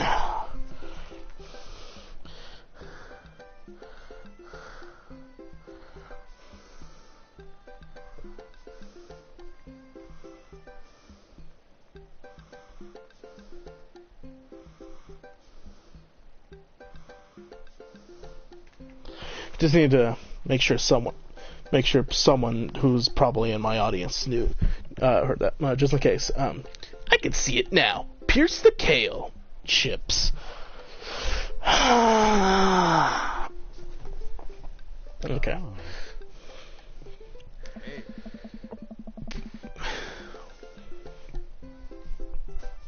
Pierce the Veil is a very popular post-hardcore screamo band out of San Diego. We all look at Matt confused. It's maybe not any of our wheelhouses. I feel like his is hard because I'm kind of just doing like, I'm trying to do like a stoner voice, but I don't know how to nail it. How's the shop nowadays? Busy as ever. I'm toying with the idea of hiring on another person to work the counter, but I haven't found a good candidate. If Amanda's looking for a summer gig, let me know. That's really nice of you, but I think she's been burned too badly by coffee shops before. Literally, not figuratively. Matt cocks his head to the side. I'll ask her, though. We get down to the final hand of the night, and it's Craig in the lead by a landslide. Joseph has long since lost all of his chips, and has taken to tidying up, refusing any help from the rest of us. Brian deals us all cards. So what's it gonna take for Robert to give a damn on this round? Robert looks up from his half-empty glass of whiskey. Do you really want to unleash the beast? Well, now I'm curious. I got a long history of being a gambling man, but I only do it if you make it interesting. None of this penny chip nonsense. I got Lily's 18 years single blend sitting in my closet right now. We'll save it for when River turns 21, but I'm willing to put it up as collateral. Now you're talking my language. He throws the keys to his truck on the table. She's seen better days, but she can still pull up a tree trunk. She's seen better days, but she can still pull a tree trunk out of the ground. Nope. Mouse left when everyone else at the table immediately folds. Deal the cards, bra guy. Deal the cards, bra guy. Are you guys sure you wanna? You heard the man. Deal. Brian deals the next round of cards. Craig stares daggers at Robert, who casually sips his whiskey. So I know what you might be thinking. Robert put his old workhorse up for grabs. His only mode of transportation, at times in his life, his only home. How could he be so sure of his abilities in gambling? I'll tell you right now, Craig. I wasn't always like this. The music has changed. I was a lot like you. Smart, talented, cocksure of my own luck, great biceps, but it didn't last long though. I lost everything in a game of Pai-Go. So does that actually say Pai? I don't think that's Pai-Sho. In a game of Pai-Go in the back room of the Shenzhen tea house. On what I thought was a 3-day business trip. Everything gone. Clothes, money, identification, you name it. I woke up in a ditch near Xiaozu Park and had to make my life new from there. It took me 3 years to beg, borrow, and steal my way back to American soil. And in those 3 years, I saw the greatest depths of human fear, love deeper than I ever had, and lost it all many more times over. I've seen my own death, Craig. I know how I die. It's not like this. So let's make this more interesting. Robert deduces the deed to his house from his jacket and tosses it on the table. All I have and all I am. Are you prepared to go the distance?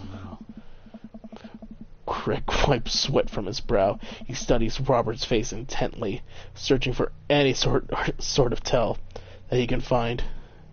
Robert casually sips his whiskey again. I fold. Everyone erupts. Fine, the whiskey's yours. And that's why you don't dance with the devil.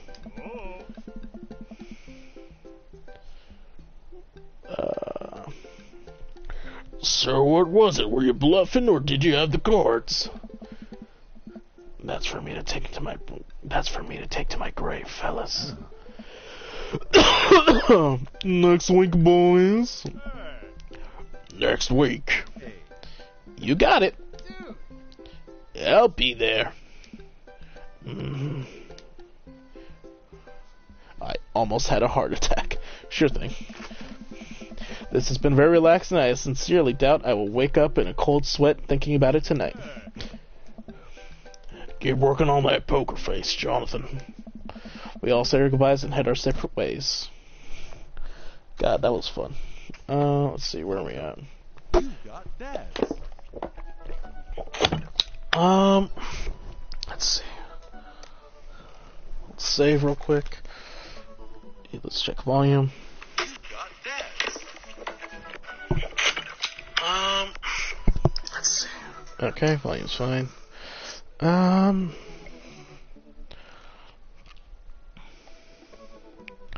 Let's see.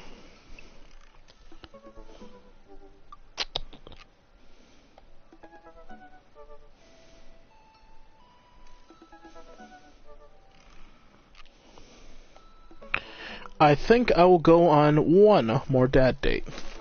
Sam Bros is 4. 1, 2, 3, 4, 5, 6, 7, and then 8 is a reroll.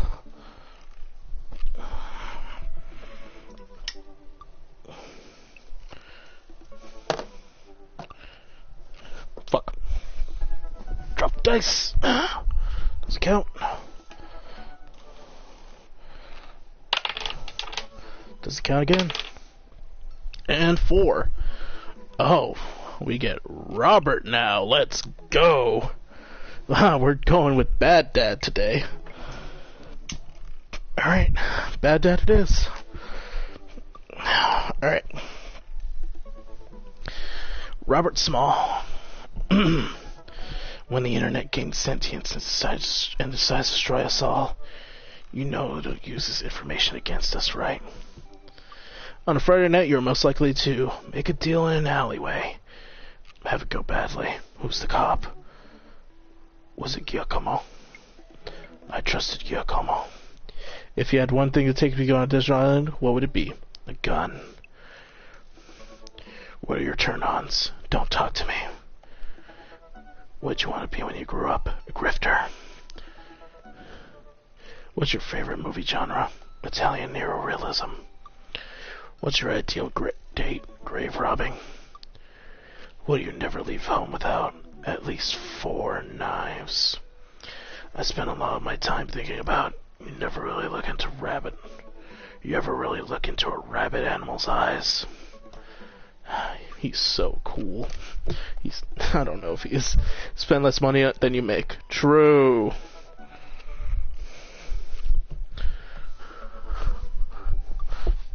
Peter Will. Robert was pretty nice, a little odd but nice, and ruggedly handsome. We should hang out. I type a message to him on Dadbook. Hey Robert, good seeing you again at the cookout. Want to grab a drink?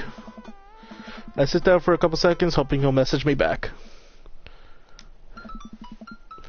Hey, it says he read my message. I actually wait for a response. Twiddle my thumbs or watch cat videos. Cat videos. I stare down a rabbit hole of cat videos and Robert quickly vanishes from my mind. I didn't realize how long I've been doing this, but by the time I watch maybe my 30th cat video, Robert pops back up into my head. I jump back over to Bagbook to see if he responded yet. Nothing. Well, I guess the guy's busy. Might as well make the best of my day. I get up, walk to the living room, then sit down and turn on the TV. I love me a good game show. Oh, Family Fortune's on. Alright, Nicole, your parents are in the lead and it's up to you to win it big. Are you ready? I'm ready! They look the contestant up to a lie detector in front of her parents. Who is your favorite parent?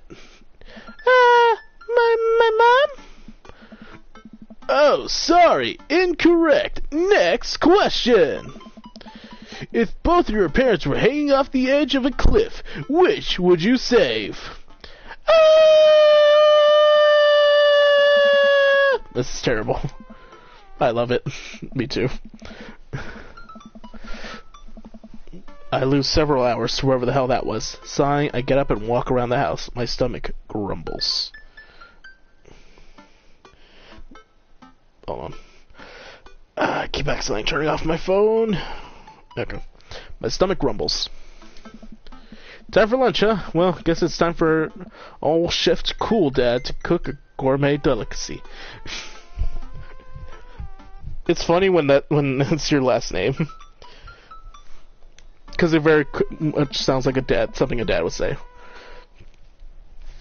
I walk over to the refrigerator, open the door. Make a sandwich, microwave some eggs, mustard jar. Sandwich! I make a sandwich in its entirety while standing there. Who needs plates? The Standwich, a lost art. Truly. I admire my work for a second before I clumsily drop the entire thing on the floor. No! I look around and remember that Amanda's not home. This is still good. 5-second rule, right? I reassemble my sandwich, peeling pickles off the floor and putting them back where they belong, in my mouth. Wait, I'm a wreck. I finish my snack and walk around the house some more. Bored. When's Amanda coming home? Oh, I just remembered something. When we were packing up the old house, we found an old basketball hoop that would hang off door. It would really bring the living room together. I don't know where I would put it. I spent a couple of minutes poking around the new place until I find it. After installing it above one of the doors in the living room, I'm ready to dunk. Come on and slam. I take a leap from the free throw line and rock that sucker down the net. The crowd goes wild. And welcome to the jam. I pull up from the 3-point line, breaking ankles and sinking a fadeaway. And I forgot the rest of the words to the song. No look behind the back hook shot. Everyone's on their feet. Something, something, Space Jam. I managed to just barely defeat myself at horse before Amanda comes home. Then we cook dinner together. We're proud of ourselves for not even coming close to burning down the house. Afterward, Amanda and I dig into a carton of ice cream over an episode of Chopped Toddler Tournament. What you have in front of you is a microwave deconstructed sweet potato with a brown sugar demi-glaze with creme fraiche, of course. This is literally a jar of baby food. The toddler immediately bursts into tears. Are we bad people for watching this? Yes. Just then, my computer dings. Huh? What's that? Oh, you probably just got a message. Amanda and I walk over to the computer and check Dad Book. It's a message from Robert.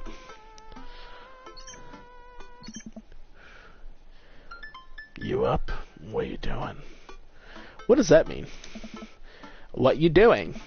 What am I doing? You're just chilling. I'm just chilling. I am just chilling.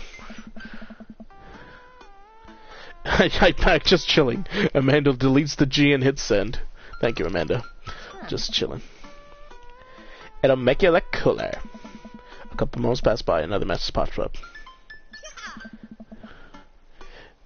Wanna grab a drink? Hey, that means he wants to hang out. I know what that means, Amanda. But it's kinda late.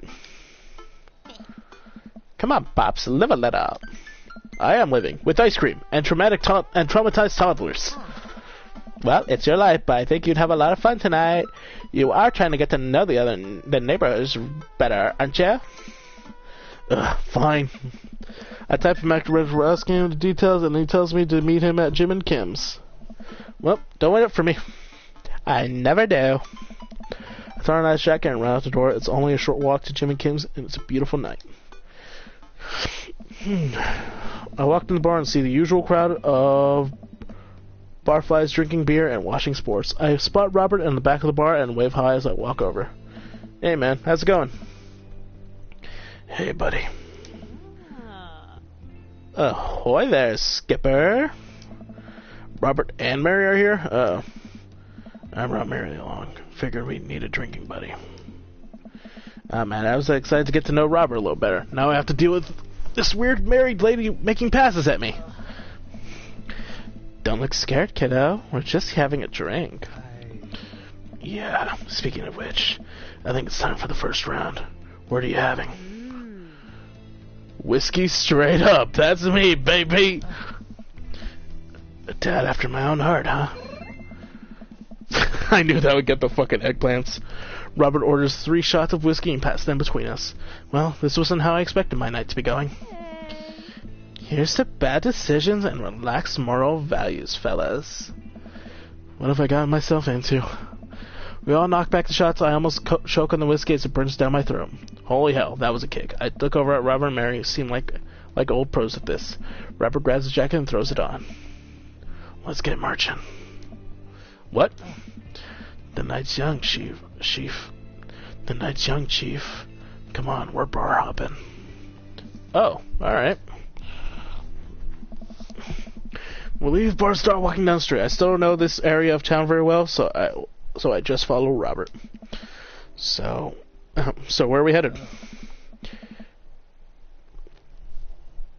Irish up.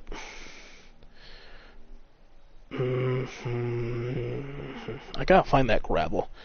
I wish I was drinking. It's an Irish pub. A good pun is the whiskey to my heart. I hate them. Puns are the lummest form of humor, Jonathan. Try harder. Ouch. Am I gonna be the butt of the joke all night? Jesus, Mary, put your fangs away for a second.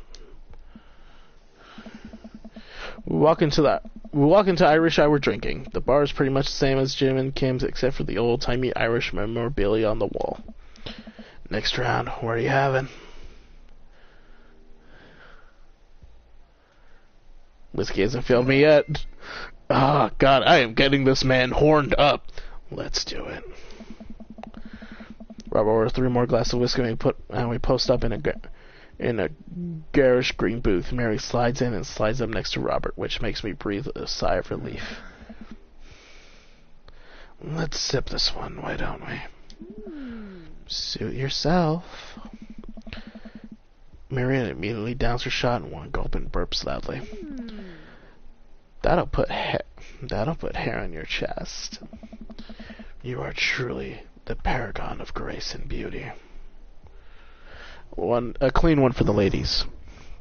You are truly a paragon of grace and beauty. Mary grabs my drink and sips on it. Hey! Jonathan, dear. Jonathan, be a dear and get us another round, will you? I don't know how to process this evening at all. I get up and order another round of drinks from the bartender. As I head back, I see Mary and Robert having a lively conversation. Robert roars with laughter. I don't think I've ever seen the guy smile, let alone laugh. I take a seat across the booth from them and pass out the drinks. See, this kid snuck some pop brownies onto the table at the last big sale, right? I spot that little hemp sweatshirted gremlin in the act. So I go up to Edith with the bagging, and I'm about to tell her when all of a sudden she just freaks out at me. You're ruining the bake shells, she says. I should have been PTA president. Your roots are bad and blah, blah, blah. So what'd you do? I told her have a brownie and that everything was gonna be fine. They both erupt in laughter. I politely follow along with the story. She ate 3. More laughter. Okay, that was actually pretty funny. She called the cops and told them that time had stopped. Mary looks directly at me. Do you smoke weed? What? Hey. You know, the devil's lettuce. I have 2 big fat blunts in my purse right now. Wanna blaze? You with the feds?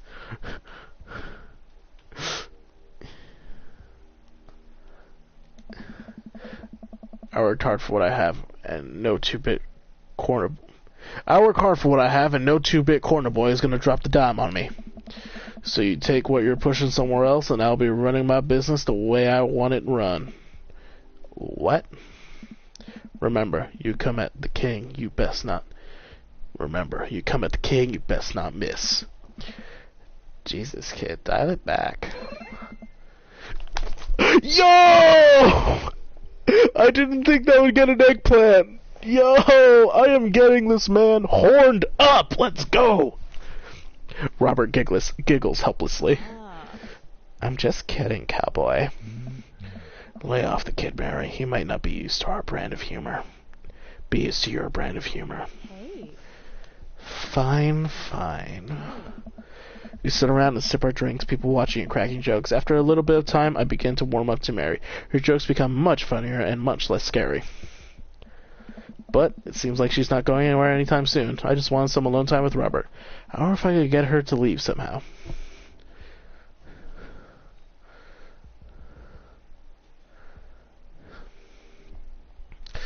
It's definitely going to be one of these two.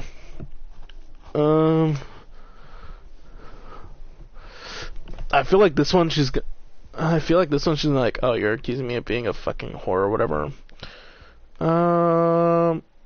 Next round. You trying to ditch me, pal? No. Because if you're trying to ditch me, you could just tell me to scram. No, it's fine. Jonathan wants alone time with his new best buddy, Robert. Read you loud and clear. The wingman breaks formation to pursue their prey. Now, if you fellas will excuse me, your never means to sink her teeth into a helpless boy. Go with God. Nice seeing you. Come on. Deuces, nerds. Mary gets up and saunters over to a younger-looking guy at the bar. She grows on you. Does she, though? I feel like she kind of delights in making men suffer. Well, she does. What about her and Joseph? What about him? You know, they're married, and she definitely tried to get in my pants the other night, and I gestured to her across where she's making goo-goo eyes at the young man from before. He looks like he's being held hostage. Oh, that's just a thing she does. She's harmless. So that's the boy she's hanging off of. Poor kid looks like he's seen war. Robert lets out a hearty laugh. Hey, I got him to laugh. Oh man, you know I pegged you for one of those straight-laced types. No, don't worry. I got pretty wild back in my day. Still got a little wild in you. I have a child I need to care for. Ah, God. You know what? There's so much wild. There's some...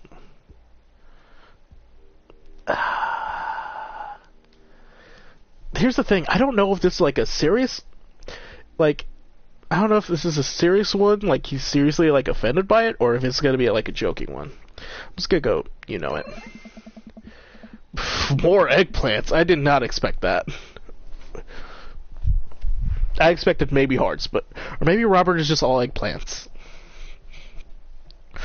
Robert orders a couple more rounds of shots. I gulp. What am I getting myself into? Think you can go shot for shot?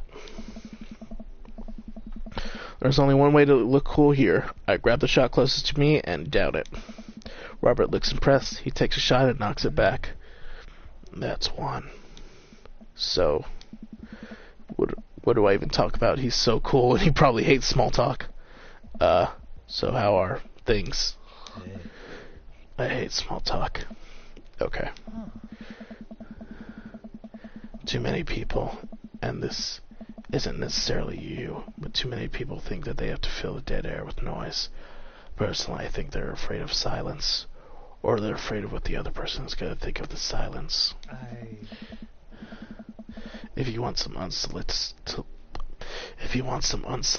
advice, just learn to be comfortable with silence.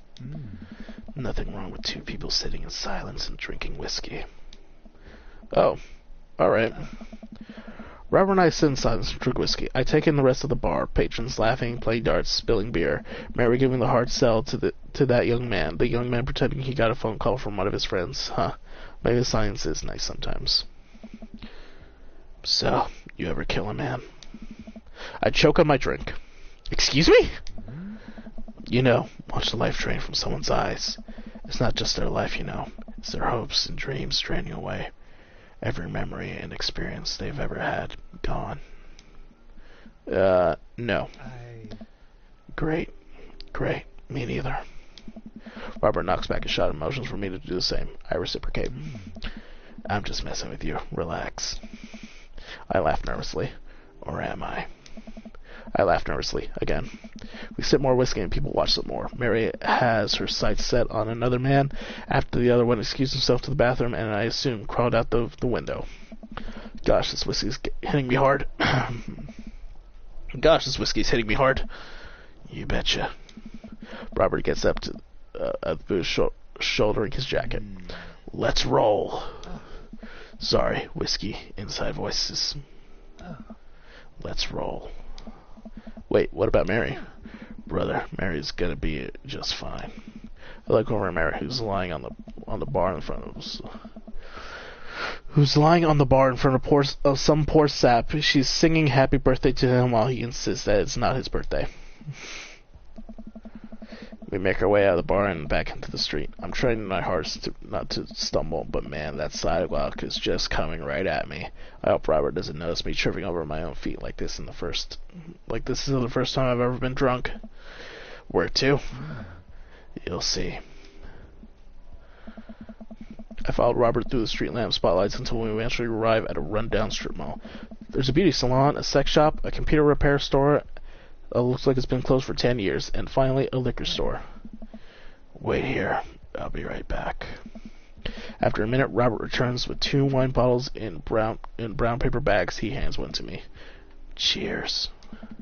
He sits on the curb and drinks. He motions for me to do the same. This is really not where I expected the night to go.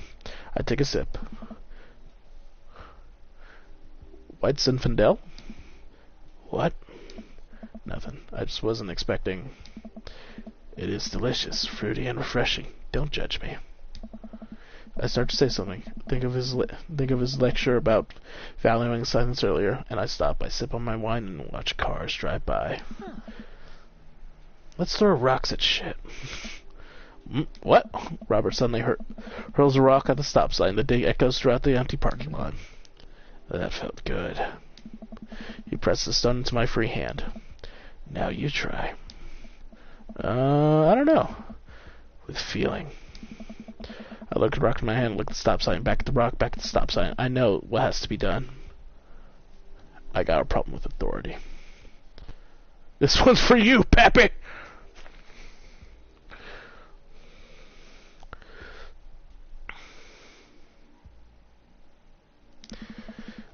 I got a problem with authority!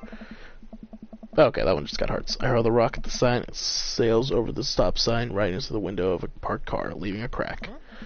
Dude, run!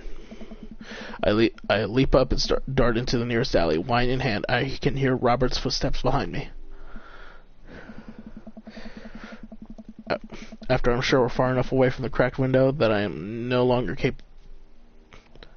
culpable for this heinous crime, I stop to catch my breath. Maybe we strike rock throwing from the to-do list. Agreed. Suddenly my stomach growls. I don't know why. Suddenly my stomach growls. Oh man, I am starving. Let's get pizza. I can't argue with that. Where's good around here? Actually, I don't even care if it's good. I just need to be edible and in my mouth in the next 5 minutes. I know just the place. I follow Robert through a maze of alleys and side streets until we eventually end up in front of a tiny hole-in-the-wall pizza joint. The bright red neon signs reads, Pete's Pieces of Pizza. Ta-da.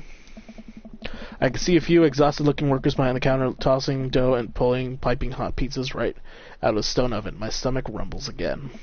We go up to the counter and get ready to order.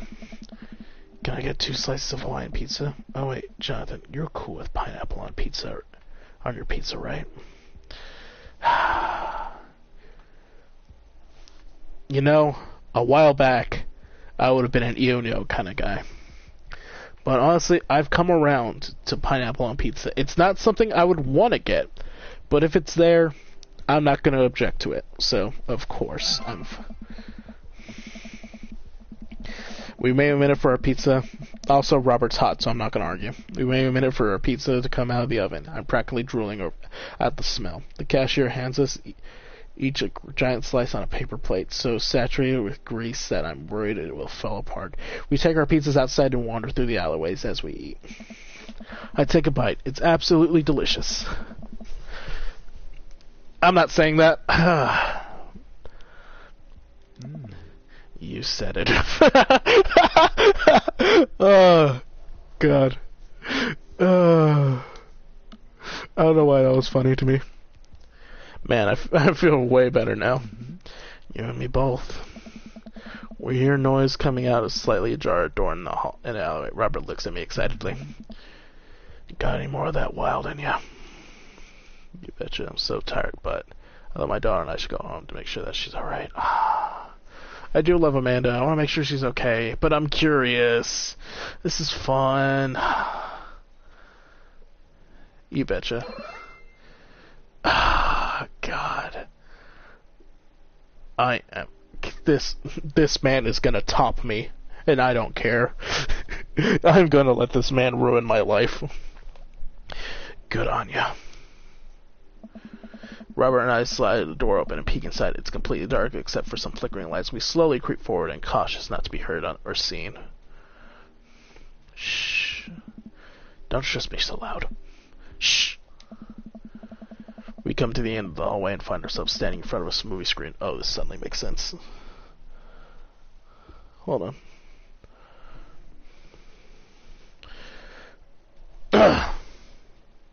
Hold on, my voice kind of hurts right now. Hold on, give me a sec.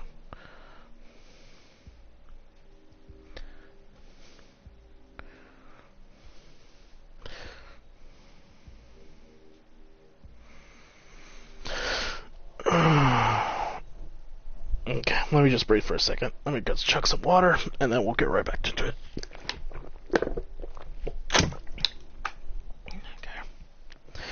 Okay, all set.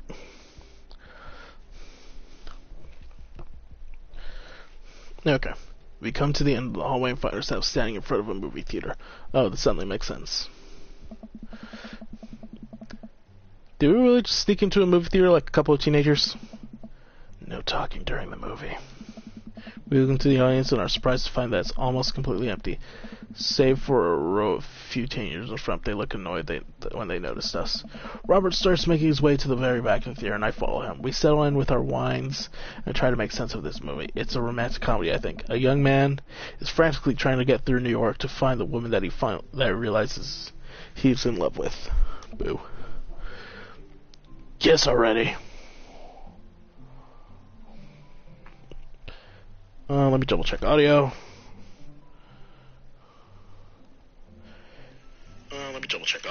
Okay, we're good. Kiss already.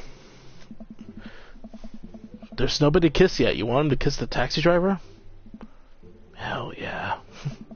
The kids down the way notice us. Notice heckling. One of them speaks up. Hey man, keep it down. Oh damn, that's Ernest Hemingway. Hugo's kid. Ernest? Hey Ernest, I know you. It's me. Your neighbors. Hi. Ernest turns back around embarrassed. I turn back to Robert. He kissed anyone yet? It turns out that yes, he did kiss someone. He made his way out to a tiny island near New York to profess his love for a woman who had, for some reason, knew he would be there.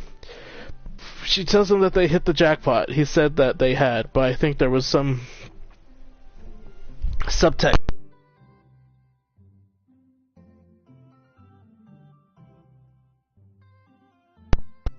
He said they had, but I think there was some subtext that I was missing there. Boo. Love is dead. Shut up. It's beautiful. No, you shut up. Ernest grumbles. The credits start to roll. I stand up. Robert immediately pulls me back down. Hundreds of people worked very hard to make this film happen, and you're going to sit here and appreciate them. Oh. Okay. Look at that. Elizabeth Shelton. She worked really hard. I bet she did lots of good wardrobe design. Thank you, Elizabeth Shelton, for this beautiful film-going experience. And Peter Anders, catering. Fed a bunch of people so they could have the energy to do their jobs. What a guy. We let the credits roll while Robert individually thanks every member of the crew. Once it's finally over and he makes sure no animals were harmed in the making of the film, we leave the movie theater. We stumble into the theater parking lot, polishing off the rest of our wine. Hey, assholes. Out of nowhere, a rock flies through the air, hitting me on the knee. My knee! What the hell? Ernest and his friend standing in the alleyway, blocking our exit. Oh, what do you guys want? Why'd you go and throw a rock at my knee? It's my good knee. My orthopedist is gonna be pissed. Ernest tossed another rock up and down his hands. What's wrong with this kid? You ruined my theater-going experience. Now you have to pay. Oh, well, I don't have any cash on me right now, and, movies got really expensive. Ernest tucks another rock at my knee. I'm able to jump out of the way, but I didn't properly stretch before physical activity, and I'm probably going to feel super sore in the morning. We ruined it for you. That movie was pretty crappy in the first place. Gotta do a real nasally one for this one. Hey, you take that back. That was a beautiful movie with real, genuine acting. You call that good acting? That classist mainstream slop have you... What classist mainstream slop have you been served your entire life? What? What? Hold on. What? Have you ever seen any Michael Powell? A Matter of Life and Death, 1946? Easily the toughest 5 minutes of love you'll ever witness. Listen, man. No, you listen.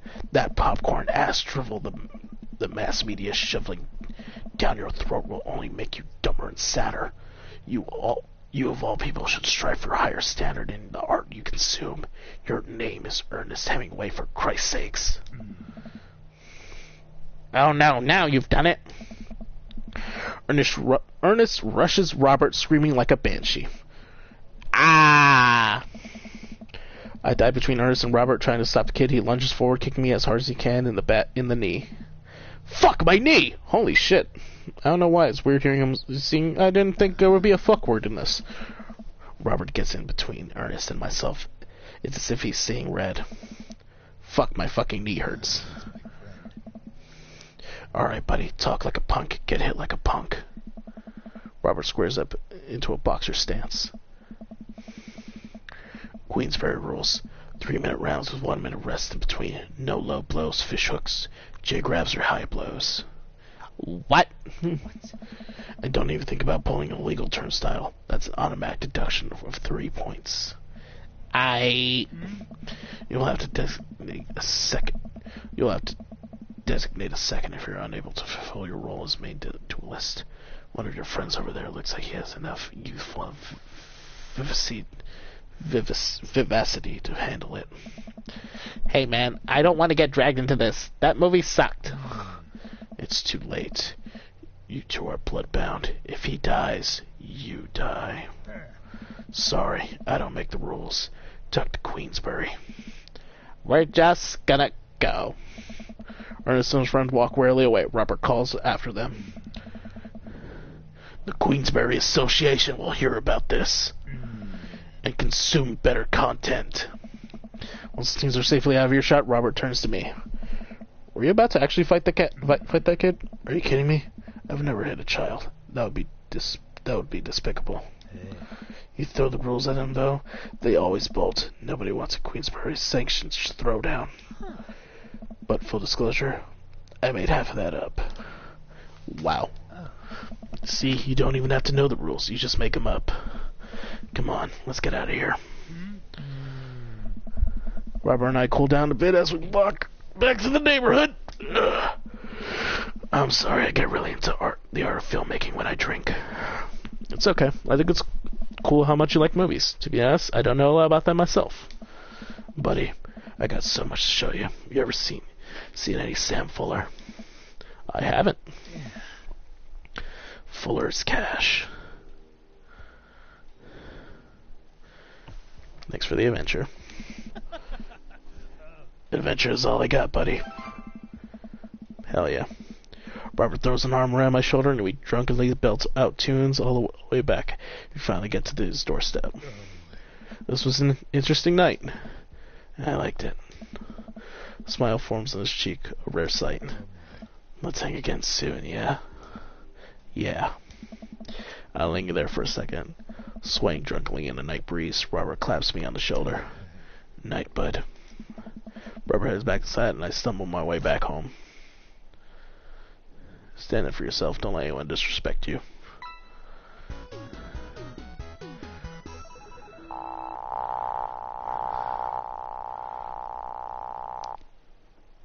Yo, let's go! S-Ray got bad dad. Holy fuck yeah, dude. Let's go. Always bring a war chest. You got dads. Oh, hold on, what's that? I hope it's nothing. Let's save real quick.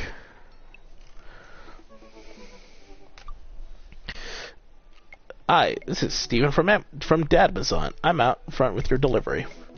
Okay, yes, I'll be right back down. Wait, no, sorry, I need to put on pants first. I can't find my pants, but I'm wrapped from waist down in a duvet. Are you cool with that? I can come back tomorrow.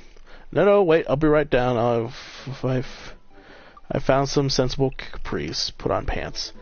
Ah, God, you're young, you have your health. Now it's time to take risks. Okay, if this ends up being an adventure, one more adventure, then end stream. Oh, I got a package. Wonder what it is. Oh, I bet it's that package of socks I ordered. I open the box and start pulling the package peanuts out. Man, these socks reek. Okay, that's definitely not socks. It's butterflies? Oh boy, I almost don't even want to know what Amanda was planning on doing with these. Hey Amanda, your box of dead butterflies is here. What's up? Are you sacrificing them? What? You ordered butterflies? You can order dead butterflies online? Wait, so these aren't yours? No, but I'm definitely ordering some right now. Okay. Love you. I took a look back at the box again. Oh, this is addressed to Damien's house. I'll bring it to Damien. I'll just take it over to him. Oh, hello. I jog over to Damien's house with the box. I pull back his door knocker, but suddenly the door opens. Mr. Cool Dad, what do I owe the pleasure? Well, how'd you know I was about to knock? I don't know. Oh, okay. Anyways, I think this got delivered to my house by mistake. Eggplants, oh my. Damien. I hand the box and his face lights up. What a wonderful surprise. I was about to send a strongly worded letter to the courier service about this. Many thanks. Not to pry, but what are you going to do with these butterflies? Would you like to see? Alarm bells ring in my head. This is how you die, Jonathan Cool Dad. Sure. Damien leads me into his study, where he set up some sort of workstation above his desk. It's a wall of pinned butterflies, moths, and beetles. Oh, he does taxidermy. Oh wow, that's really something, Damien. I'm quite proud of my little collection. Well, yeah. You do all this yourself? Of course, I find it rather relaxing. How do you... It's simple. Here, let me show you. These aren't quite ready yet. They'll need to be rehydrated overnight, so they'll be easier to work with. I have some over here that are ready to pin. Damien takes a seat at his desk while I hover behind him. He picks up a little triangular paper package and snips off the edges. He bells out an all-black butterfly and shows it to me. I'm rather excited about this one. It's a turquoise swallowtail. He gently opens the wings, spreading the butterfly out on the table. The backs of the wings are gorgeous, iridescent green color. Oh, and the pigment on this one is so nice too. Anyway, pinning a butterfly is actually very simple. It requires a delicate touch. First, I'll put a pin through the thorax. Greetings, comrade. Okay, there we go. Damien slides pin through the middle of the butterfly and places the butterfly on a piece of styrofoam. He carefully arranges the antennae with forceps and begins placing proper paper and more pins on and around it. He does this so effortlessly that it's almost hypnotic. I have a frame here that I think this one will look quite pretty in, and I'll need to let it sit for a couple of days until it's ready. And then what? I'll remove all of the pins and put it on the display with the others. I take a closer look at Damien's collection. One with bright blue wings keeps drawing my eye. This one's so pretty. Damien takes it off the wall. Yes, that's the blue morpho, one of my favorites too. He hands a small frame to me. Here, I think this would look lovely in your home. Oh, I couldn't take this. I insist, believe me. I have more than enough. Thank you. If you ever have an interest in pinning some insects yourself, you know where to find me. I think I'll leave that up to you. I feel like I'd probably break them in half with my butterfingers. Nonsense. You have beautiful, steady hands. Like a woman, you make a fine taxidermist. Am I blushing? Damien walks me to the door and gives me a warm smile as I leave. Do take care of yourself, Jonathan. Thanks for allowing me to share my odd little hobby with you. Well, that was wholesome. Welcome. You've got dads. Okay, cool. Alright. That was a short one, luckily. Alright, wow. Another long, eventful stream. Wow, look at us go. Cool. Alright. Stretch. My back hurts. Okay. So that was really fun. I'm happy I got to play some more Dream Daddy. I might stream again tomorrow, probably. But we shall see. But anyway, thank you guys so much for watching. I hope you guys enjoyed. Let's see. What do I usually say? Be sure to like, comment, subscribe. Keep it flirty, fun, and fresh. Eat ass, get money. I feel like there's something missing. I don't know. Hope you guys enjoyed. Talk to y'all later. Peace.